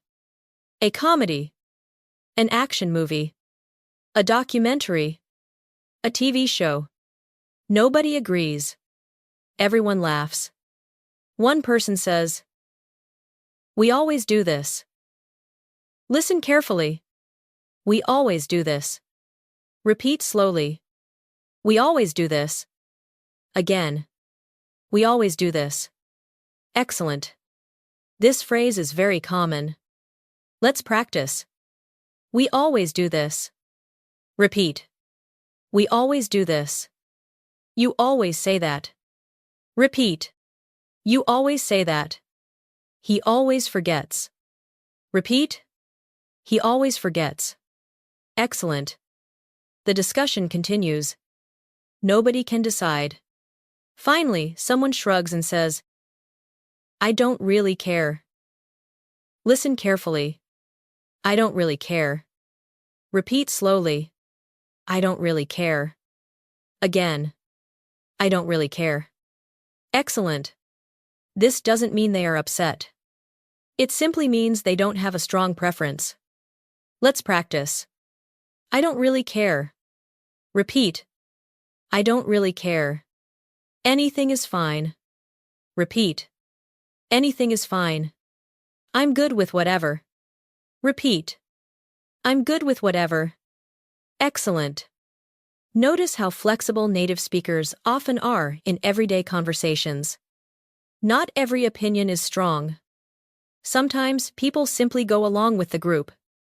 Before we continue, let's do a quick speaking activation. Imagine you're relaxing at home right now. What are you doing? Create one sentence in your mind. Maybe. I'm watching TV. Maybe. I'm having dinner. Maybe. I'm listening to English practice. Maybe. I'm relaxing after work. Take a moment. Create your sentence. Good. That's real communication. That's exactly how confidence develops. One sentence at a time. As the evening grows later, the conversations become quieter. The day feels farther away. Everyone is more relaxed. And soon, attention begins shifting toward something else. Movies, music, entertainment, weekend plans. The fun things people look forward to when their responsibilities are finished. And hidden inside those conversations are dozens of useful expressions that native speakers use every day. That's where we'll go next. The evening feels different now. Dinner is over. The dishes have been washed. The kitchen is quiet again. The lights inside the house are softer than before. Outside, the city continues moving. But from where you are sitting, everything feels calm, comfortable, peaceful. This is the part of the day many people look forward to. The responsibilities are finished. The meetings are over. The errands are done. Now it's time to relax. To enjoy yourself. To watch something interesting. To listen to music. To make plans. To simply enjoy the evening. Imagine you're sitting comfortably on the couch. A warm drink rests on a nearby table. Someone picks up the remote control. The television screen lights up. A streaming service opens. Hundreds of movies and shows appear. And immediately, a familiar problem appears. Too many choices. Someone laughs and says, "There are too many options." Listen carefully. There are too many options. Repeat after me slowly. There are too many options. Again. There are too many options. Now naturally. There are too many options. Excellent. This phrase is incredibly useful. Not just for movies. Native speakers use it in many situations. Restaurants. Travel planning. Shopping. Life in general. Let's practice. There are too many options. Repeat. There are too many options. There are too many choices. Repeat. There are too many choices. I can't decide. Repeat. I can't decide. Excellent.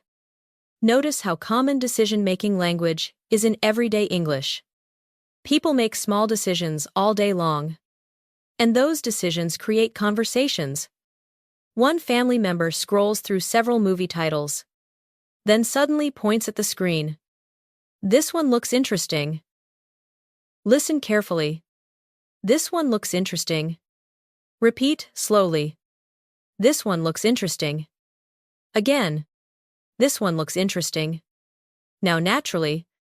This one looks interesting. Excellent. Native speakers constantly use the word looks when giving first impressions. Let's practice. It looks good. Repeat. It looks good. That looks fun. Repeat. That looks fun. This looks interesting. Repeat. This looks interesting. Excellent. These simple reactions appear everywhere. Movies. Restaurants. Books. Vacation destinations. New experiences. Now let's make it a little more natural. This one looks interesting. I've heard good things about it. Listen carefully. This one looks interesting. I've heard good things about it. Repeat after me. This one looks interesting. I've heard good things about it. Excellent. That phrase is extremely common. I've heard good things about it. Let's practice. I've heard good things about it. Repeat. I've heard good things about it. I've heard it's really good. Repeat. I've heard it's really good. Everyone's talking about it. Repeat. Everyone's talking about it. Excellent. Notice how people often form opinions before they've even experienced something. Recommendations are a huge part of everyday conversation. A few moments later, another person shakes their head. I'm not really in the mood for that. Listen carefully. I'm not really in the mood for that. Repeat slowly. I'm not really in the mood for that. Again. I'm not really in the mood for that. Now naturally. I'm not really in the mood for that. Excellent. This phrase is extremely useful. Let's practice. I'm not really in the mood for that. Repeat. I'm not really in the mood for that. I'm in the mood for a comedy. Repeat. I'm in the mood for a comedy. I'm in the mood for something funny. Repeat. I'm in the mood for something funny. Excellent. Native speakers often talk about their mood rather than directly rejecting ideas. It sounds softer, more conversational. Instead of saying, "No," they say, "I'm not really in the mood for that." Very natural. The discussion continues. One person wants a comedy. Another wants an action movie. Someone else wants a documentary. The conversation goes in circles. Finally, one family member laughs and says, "Let's just pick something." Listen carefully. Let's just pick something. Repeat slowly. Let's just pick something. Again. Let's just pick something. Now, naturally. Let's just pick something. Excellent. This phrase appears whenever people spend too much time deciding. Let's practice. Let's just pick something. Repeat. Let's just pick something. Let's go with this one. Repeat. Let's go with this one. Works for me. Repeat. Works for me. Excellent. Works for me is one of the most useful conversational phrases in English. It means, I'm okay with that. That sounds fine.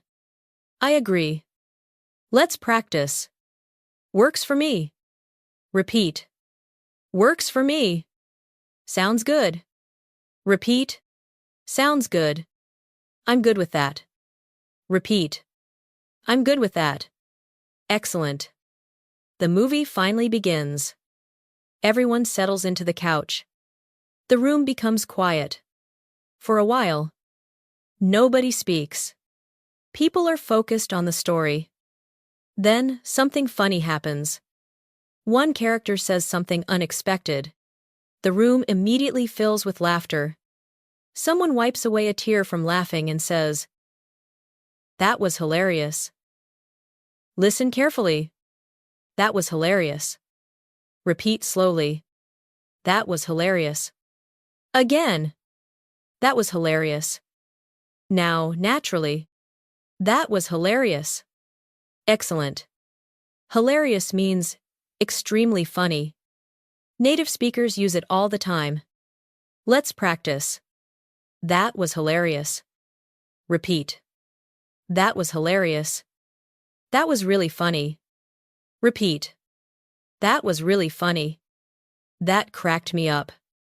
Repeat. That cracked me up. Excellent. Notice this phrase. That cracked me up. Very natural. Very common. It means something made you laugh a lot. Let's create a conversation. Did you see that? Yeah. That was hilarious. Listen carefully. Did you see that? Yeah. That was hilarious. Now, repeat after me. Did you see that? Yeah. That was hilarious. Excellent. A little later, the movie becomes more intense. Something unexpected happens. One person suddenly sits forward and says, "Wait. What just happened?" Listen carefully. What just happened? Repeat slowly. What just happened? Again. What just happened? Now, naturally. What just happened? Excellent. This phrase appears constantly. Movies, television, sports, real life. Let's practice. What just happened? Repeat. What just happened? Wait a second. Repeat. Wait a second. Hold on. Repeat. Hold on. Excellent. These reactions help conversations feel natural. People react to surprises, confusion, excitement, shock. And those reactions are often short. Very short. The movie continues. The story becomes more exciting. One person checks their phone. Suddenly their face lights up. They smile and say, "Oh, that's exciting." Listen carefully. That's exciting. Repeat slowly. That's exciting. Again. That's exciting. Now, naturally. That's exciting. Excellent. Let's practice. That's exciting. Repeat. That's exciting. That's great news. Repeat. That's great news. Good for you. Repeat. Good for you. Excellent. Positive reactions are everywhere in English. People celebrate each other's successes, even small ones.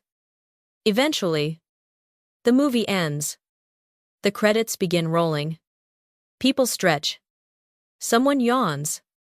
Another person stands up. Then someone says, "That was worth watching." Listen carefully. That was worth watching. Repeat slowly. That was worth watching. Again. That was worth watching. Now naturally. That was worth watching. Excellent. This phrase is extremely useful. Let's practice. Worth watching. Repeat. Worth watching. Worth reading. Repeat. Worth reading. Worth trying. Repeat. Worth trying. Excellent. Native speakers constantly evaluate experiences this way. Worth it. Not worth it. Worth watching. Worth visiting. Worth trying. These phrases appear everywhere. As the television turns off, the conversation naturally changes direction. The evening isn't quite over yet. People begin talking about the weekend. Plans. Trips. Events. Things they're looking forward to. One family member asks, "So, what are we doing this weekend?" Listen carefully. What are we doing this weekend? Repeat slowly. What are we doing this weekend? Again. What are we doing this weekend? Now naturally. What are we doing this weekend? Excellent. This question appears constantly in everyday life. Let's practice. What are you doing this weekend? Repeat. What are you doing this weekend? Any plans this weekend?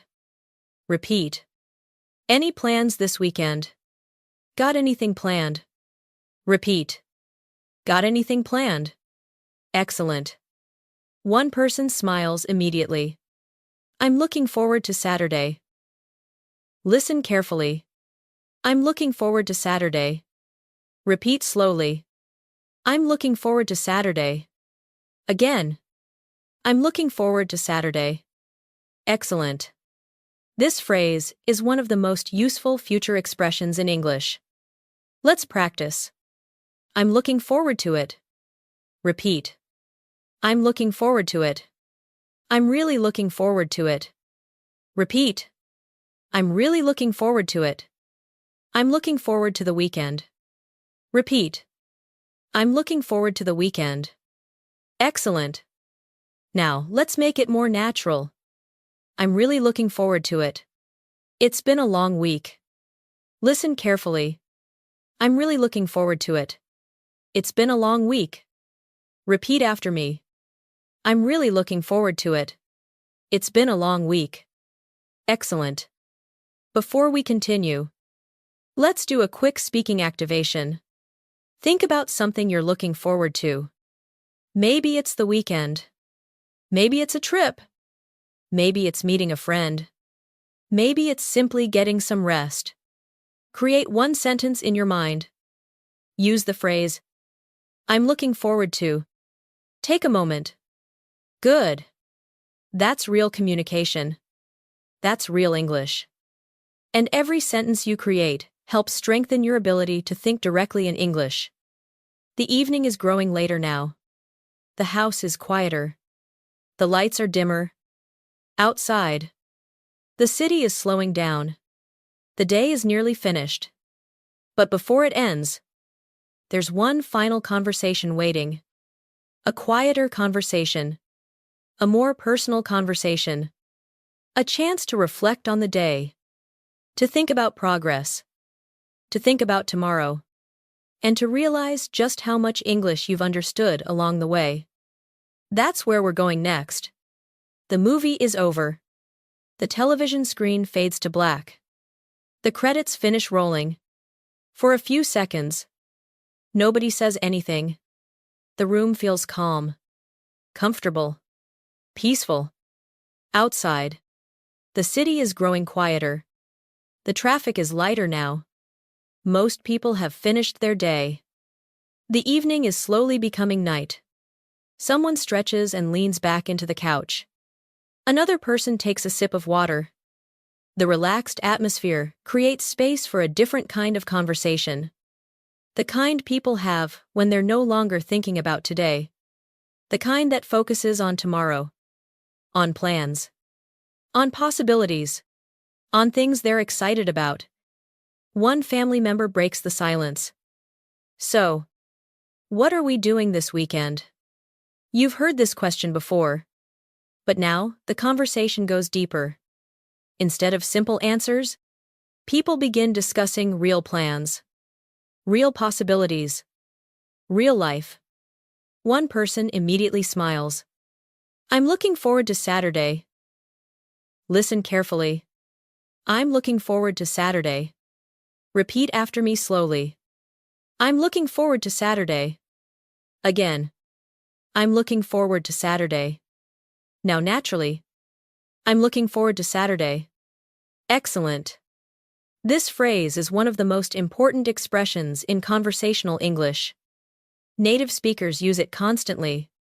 Whenever they're excited about something in the future. Let's practice. I'm looking forward to it. Repeat. I'm looking forward to it. I'm really looking forward to it. Repeat.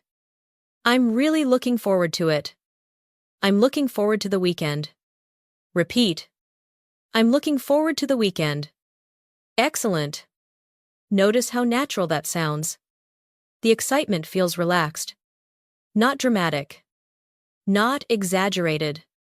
Just genuine. A second family member asks, "What are you doing Saturday?" Listen carefully. What are you doing Saturday? Repeat slowly. What are you doing Saturday? Again. What are you doing Saturday? Excellent. This is one of the most common ways native speakers ask about future plans. Let's practice. What are you doing tomorrow? Repeat. What are you doing tomorrow? What are you doing this weekend? Repeat. What are you doing this weekend? Got any plans? Repeat. Got any plans? Excellent. Notice that native speakers often shorten questions. Instead of, "Do you have any plans?" they simply say, "Got any plans?" Short. Natural. Very common. The conversation continues. I'm meeting some friends downtown. Listen carefully. I'm meeting some friends downtown. Repeat slowly. I'm meeting some friends downtown. Again. I'm meeting some friends downtown. Excellent. Simple future plans often use the present continuous tense. Native speakers say, I'm meeting friends. I'm visiting family. I'm going hiking. Not, I will meet friends. Let's practice. I'm visiting my parents. Repeat. I'm visiting my parents. I'm going hiking. Repeat. I'm going hiking. I'm meeting some friends. Repeat. I'm meeting some friends. Excellent. You're beginning to hear how real future conversations sound. A few moments later, another family member joins the discussion. We should do something together. Listen carefully. We should do something together. Repeat slowly. We should do something together. Again. We should do something together. Excellent. This phrase appears constantly in social situations. Let's practice. We should do something together. Repeat. We should do something together. We should grab lunch sometime. Repeat. We should grab lunch sometime. We should hang out more often. Repeat. We should hang out more often. Excellent. Notice the phrase, hang out. This is one of the most common informal expressions in English. Native speakers use it constantly. Let's practice. Hang out. Repeat. Hang out. We should hang out sometime. Repeat. We should hang out sometime. I was hanging out with friends. Repeat. I was hanging out with friends. Excellent. The conversation becomes more energetic. People begin suggesting ideas. One person mentions a local festival. Another suggests a day trip. Someone else wants to visit a new restaurant. A family member suddenly says, "That sounds fun." Listen carefully. That sounds fun. Repeat slowly. That sounds fun. Again. That sounds fun. Now naturally. That sounds fun. Excellent. This is one of the most common reactions in spoken English. Let's practice. That sounds fun. Repeat. That sounds fun. That sounds great. Repeat. That sounds great. That sounds interesting. Repeat. That sounds interesting. Excellent. Notice how often native speakers react positively. Not every conversation needs a strong opinion. Sometimes, "That sounds fun," is enough. The discussion continues. One person seems interested, but uncertain. They smile and say, "We'll see." Listen carefully. We'll see. Repeat slowly. We'll see. Again. We'll see. Now naturally. We'll see. Excellent. This phrase is everywhere. It means, "I'm not sure yet. Maybe. Let's wait and find out. Let's practice. We'll see." Repeat. We'll see. Maybe. We'll see. Repeat. Maybe. We'll see. Let's wait and see. Repeat. Let's wait and see. Excellent. Native speakers are often comfortable with uncertainty. Not every plan needs an immediate decision. Sometimes, "We'll see," is the perfect answer. A few minutes later, someone becomes excited about an idea. "I'm definitely in." Listen carefully. "I'm definitely in." Repeat slowly. "I'm definitely in." Again. "I'm definitely in." Excellent. This phrase means, "Count me in. I want to participate. Let's practice." I'm definitely in. Repeat. I'm definitely in. Count me in. Repeat. Count me in. I'm up for that. Repeat. I'm up for that. Excellent. These are extremely useful expressions, especially in social situations. Imagine, your friend says, "We're going to the beach this weekend." You can respond, "Count me in." Very natural. Very common. Now, let's create a mini conversation. "We're going hiking Saturday. Count me in." Listen carefully. "We're going hiking Saturday. Count me in." Again. "We're going hiking Saturday. Count me in." Excellent. Notice how naturally that conversation flows. Real English isn't complicated. It's practical. The discussion gradually moves beyond the weekend. Now people begin talking about bigger plans. Future goals. Trips. Dreams. Things they hope to do someday. One person says, "I've always wanted to visit Japan." Listen carefully. I've always wanted to visit Japan. Repeat slowly. I've always wanted to visit Japan. Again. I've always wanted to visit Japan. Excellent. This phrase is very common when discussing dreams or long-term goals. Let's practice. I've always wanted to visit Japan. Repeat. I've always wanted to visit Japan. I've always wanted to learn another language. Repeat. I've always wanted to learn another language. I've always wanted to try that. Repeat. I've always wanted to try that. Excellent. Conversations about the future often reveal something deeper. people's hopes, their interests, their dreams. That's why these conversations feel meaningful. The room grows quieter again. The excitement of planning slowly settles. Everyone seems relaxed, comfortable, content. One family member looks out the window. The streets are nearly empty now. Then they say something simple. You know, it's nice having something to look forward to. Listen carefully. It's nice having something to look forward to. Repeat slowly. It's nice having something to look forward to. Again. It's nice having something to look forward to. Excellent. This sentence contains an important truth. People enjoy anticipation. Having plans. Having goals.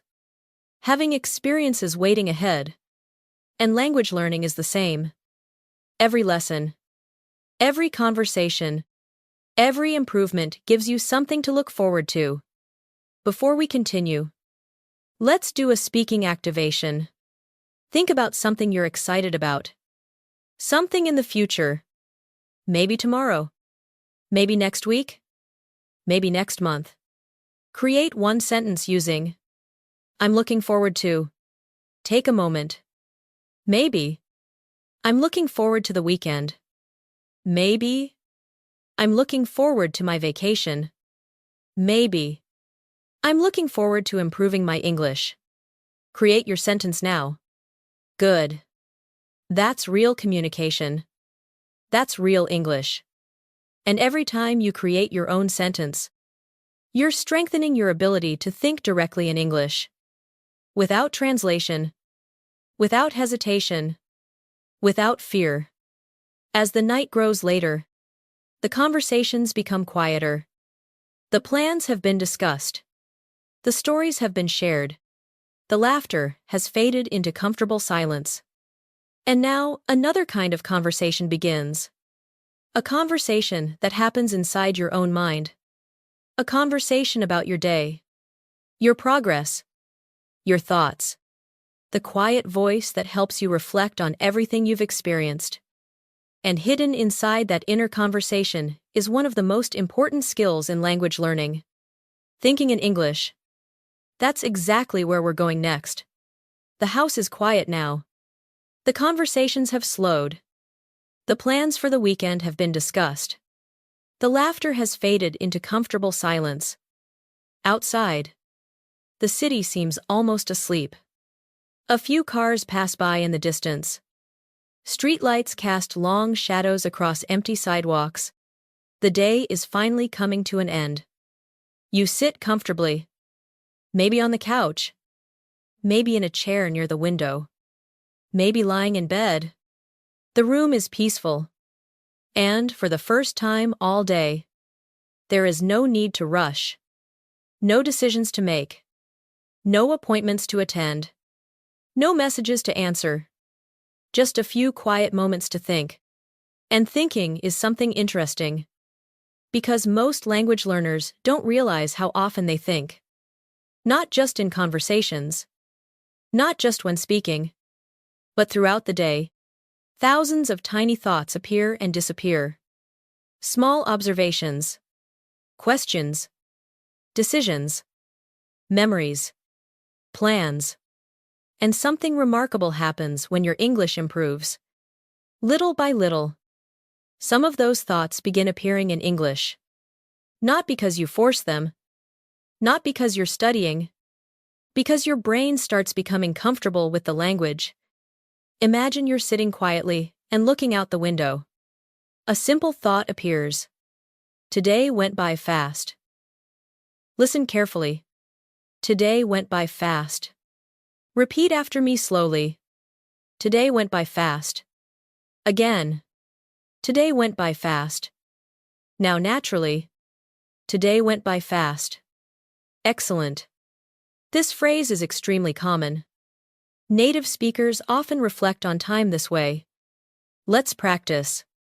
Today went by fast. Repeat. Today went by fast. This week went by fast. Repeat. This week went by fast. The year went by fast. Repeat.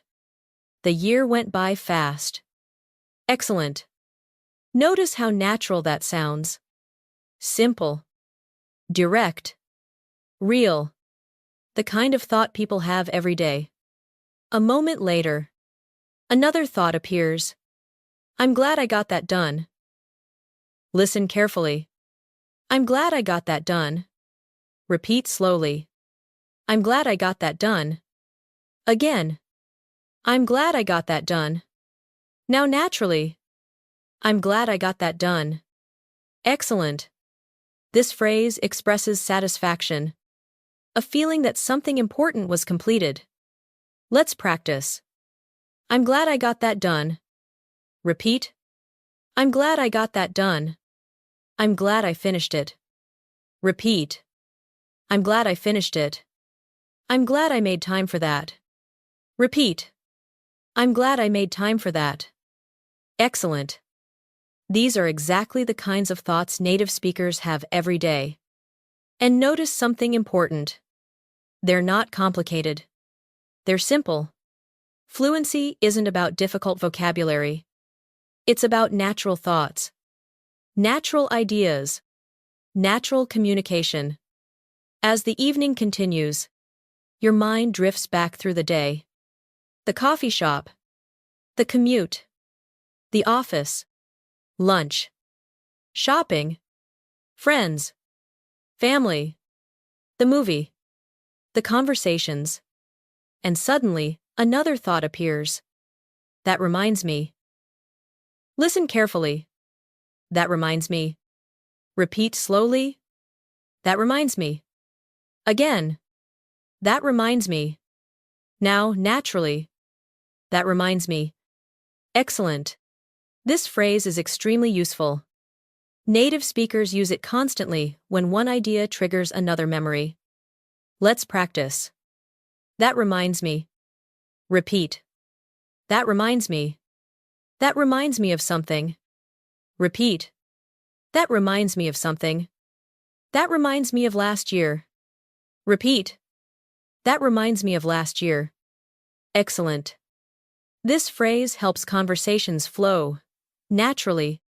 One thought leads to another. One memory creates another memory. And that's how real speaking works. A few moments later, you remember a conversation from earlier. Someone asked you about your weekend plans. You didn't have a definite answer. And now you think. It depends. Listen carefully. It depends.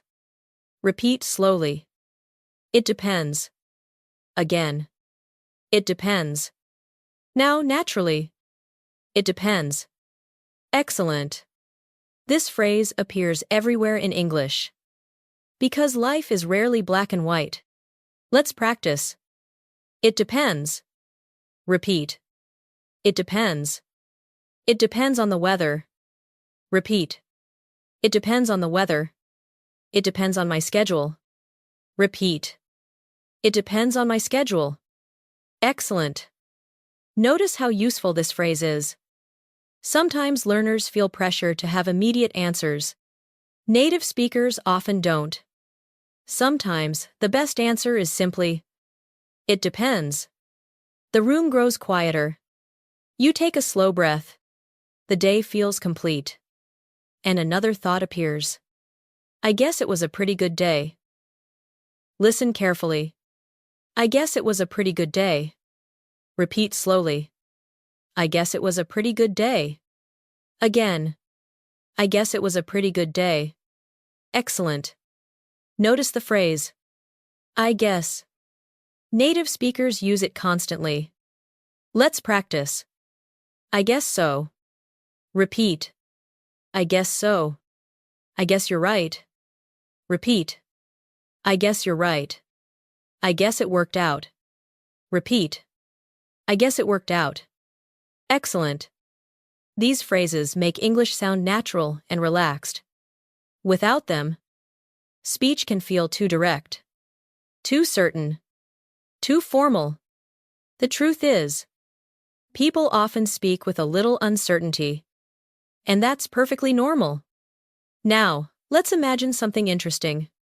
Instead of speaking to someone else, you're speaking to yourself. This is where many English learners experience a breakthrough. Because when you can think in English, you no longer need to translate everything. You simply understand. Let's practice some natural internal thoughts. Tomorrow might be busy. Listen carefully. Tomorrow might be busy. Repeat slowly. Tomorrow might be busy. Again. Tomorrow might be busy. Excellent. Maybe I'll wake up early. Repeat. Maybe I'll wake up early. I should probably go to bed soon. Repeat. I should probably go to bed soon. Excellent. These thoughts are simple, but they're powerful. Because they're real. And that's the secret. Many learners spend years practicing sentences they never use. Meanwhile, native speakers spend their lives using simple thoughts like these. Now imagine you're preparing for tomorrow. You glance at your phone. You check the weather forecast. You look at your calendar. You think about your plans. Then a simple question appears in your mind. What do I need to do tomorrow? Listen carefully. What do I need to do tomorrow? Repeat slowly. What do I need to do tomorrow? Again. What do I need to do tomorrow? Excellent. Questions like this happen constantly inside our minds. Let's practice a few more. What time do I need to leave? Repeat. What time do I need to leave? Did I remember everything? Repeat. Did I remember everything? What should I do first? Repeat. What should I do first? Excellent. Notice something. You're not learning English anymore. You're using English. There's a difference. Learning happens when you study. Using happens when thoughts begin appearing naturally. And that transition changes everything. Many people think fluency happens suddenly. It doesn't. Fluency usually arrives quietly. One day, you understand a conversation without translating. One day, you react automatically. One day, an English thought appears before a native language thought. Tiny moments. Tiny victories. But they add up. A few moments later, another thought appears. I'm getting better. Listen carefully. I'm getting better. Repeat slowly. I'm getting better. Again. I'm getting better. Now, naturally. I'm getting better. Excellent. This may be one of the most important phrases in today's lesson. Let's practice. I'm getting better. Repeat. I'm getting better. I'm getting more confident. Repeat. I'm getting more confident. I'm improving every day. Repeat. I'm improving every day. Excellent. Notice how different this feels. You're no longer talking about English. You're talking about yourself. Your growth. Your progress. Your future. Before we continue, let's do one final speaking activation together. Think about your English journey. Think about where you were 6 months ago. Think about where you are now. Create one sentence. Any sentence. Maybe. I'm getting better. Maybe. I understand more than before. Maybe. I'm more confident now. Take a moment.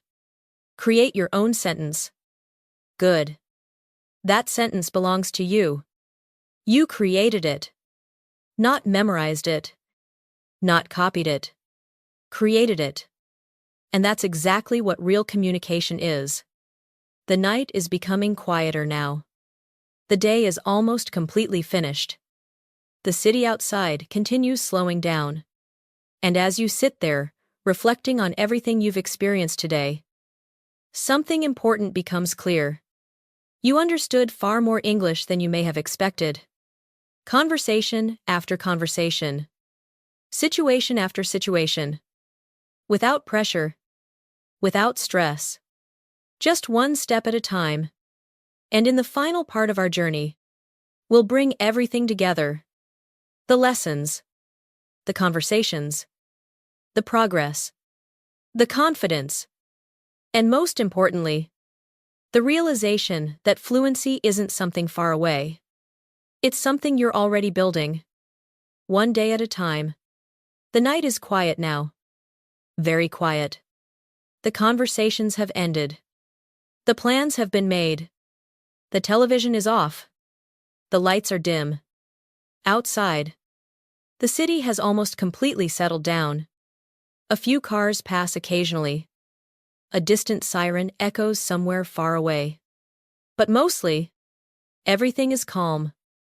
The day is finished. And for the first time since this morning, there is nowhere you need to be. Nothing you need to do. No schedule to follow. No decision to make. Just this moment. A simple moment of reflection. If you think back to where we started today, it feels surprisingly far away. This morning began with an alarm clock, a cup of coffee, a quiet walk through the city. Then came the commute, the workplace, lunch with coworkers, shopping after work, conversations with friends, time with family, an evening movie, weekend plans, and finally, a few quiet moments to think. One ordinary day. And yet, inside that ordinary day, something important happened. You experienced English the way it actually exists. Not as vocabulary lists. Not as grammar exercises. Not as tests. But as communication. Real communication. The kind people use every single day. And that's what makes language powerful. Language is not something we study. Language is something we live. Think about how many phrases you've heard today. How many conversations you've followed. How many situations you've understood. Maybe more than you expected. Maybe much more. A simple thought appears. I understood that. Listen carefully. I understood that. Repeat after me slowly. I understood that. Again. I understood that. Now naturally. I understood that. Excellent. This is a powerful sentence. Because every language learner remembers the first time they understand something naturally. Not because someone translated it. Not because they memorized it. Because they genuinely understood it. Let's practice. I understood that. Repeat. I understood that. I knew what they meant. Repeat. I knew what they meant. That made sense. Repeat. That made sense. Excellent. These small victories matter. More than most people realize. Because confidence doesn't arrive all at once. It grows. And slowly. One successful moment at a time. A few moments later. Another thought appears. I'm making progress. Listen carefully. I'm making progress. Repeat slowly. I'm making progress. Again. I'm making progress. Now, naturally. I'm making progress. Excellent. This phrase is important. Because language learning often feels invisible. You study. You listen. You practice. But sometimes it feels like nothing is changing. The truth is that change is happening. It's simply happening gradually. Let's practice. I'm making progress. Repeat. I'm making progress. I'm getting better. Repeat. I'm getting better. I'm improving every day. Repeat. I'm improving every day. Excellent. Notice how positive these statements feel. And they're true. Every time you listen, you improve. Every time you understand a phrase, you improve. Every time you create your own sentence, you improve. Progress isn't always dramatic. Most of the time, It's quiet. The kind you only notice when you look back. Imagine meeting yourself from 6 months ago. What would that version of you think about your English today? Maybe they would be surprised. Maybe they would notice improvements you no longer see. Because growth is often easier to recognize from a distance. A new thought appears. I've come a long way. Listen carefully. I've come a long way. Repeat slowly. I've come a long way. Again. I've come a long way. Now, naturally. I've come a long way. Excellent. This phrase means you've made significant progress. Let's practice. I've come a long way. Repeat. I've come a long way. I've learned a lot.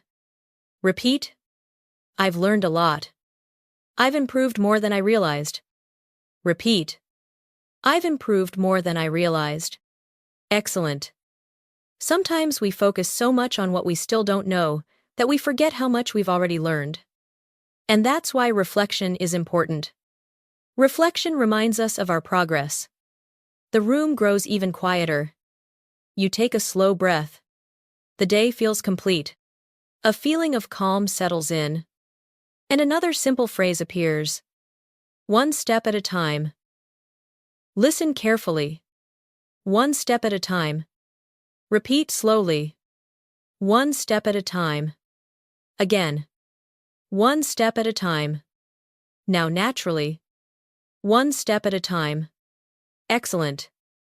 This phrase contains a powerful idea. Because fluency isn't built in one day.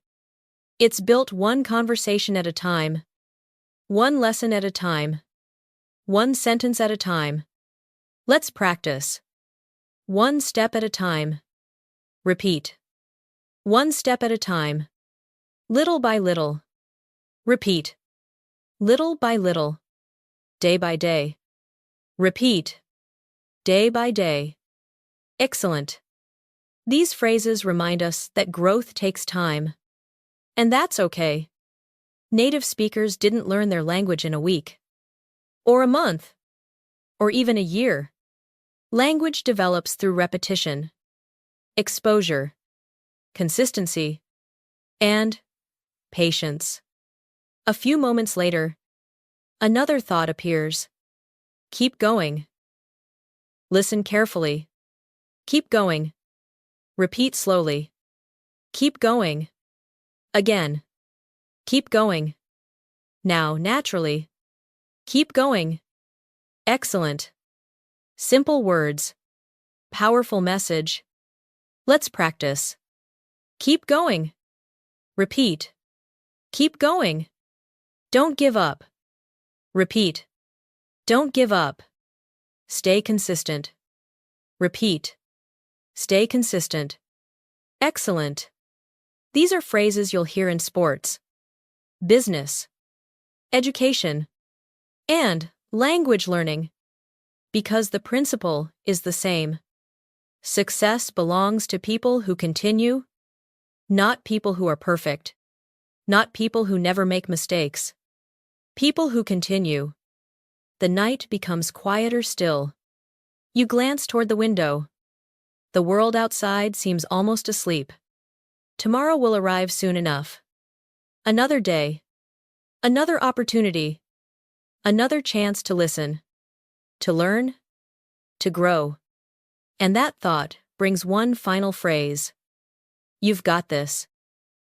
Listen carefully. You've got this. Repeat slowly. You've got this. Again. You've got this. Now. Naturally. You've got this. Excellent. This phrase means, you can do it. I believe in you. You're capable. Let's practice. You've got this. Repeat. You've got this. You can do it. Repeat. You can do it. I believe in you. Repeat. I believe in you. Excellent. Notice how encouraging these words feel. Because encouragement matters. Language learning is not only about knowledge. It's also about confidence.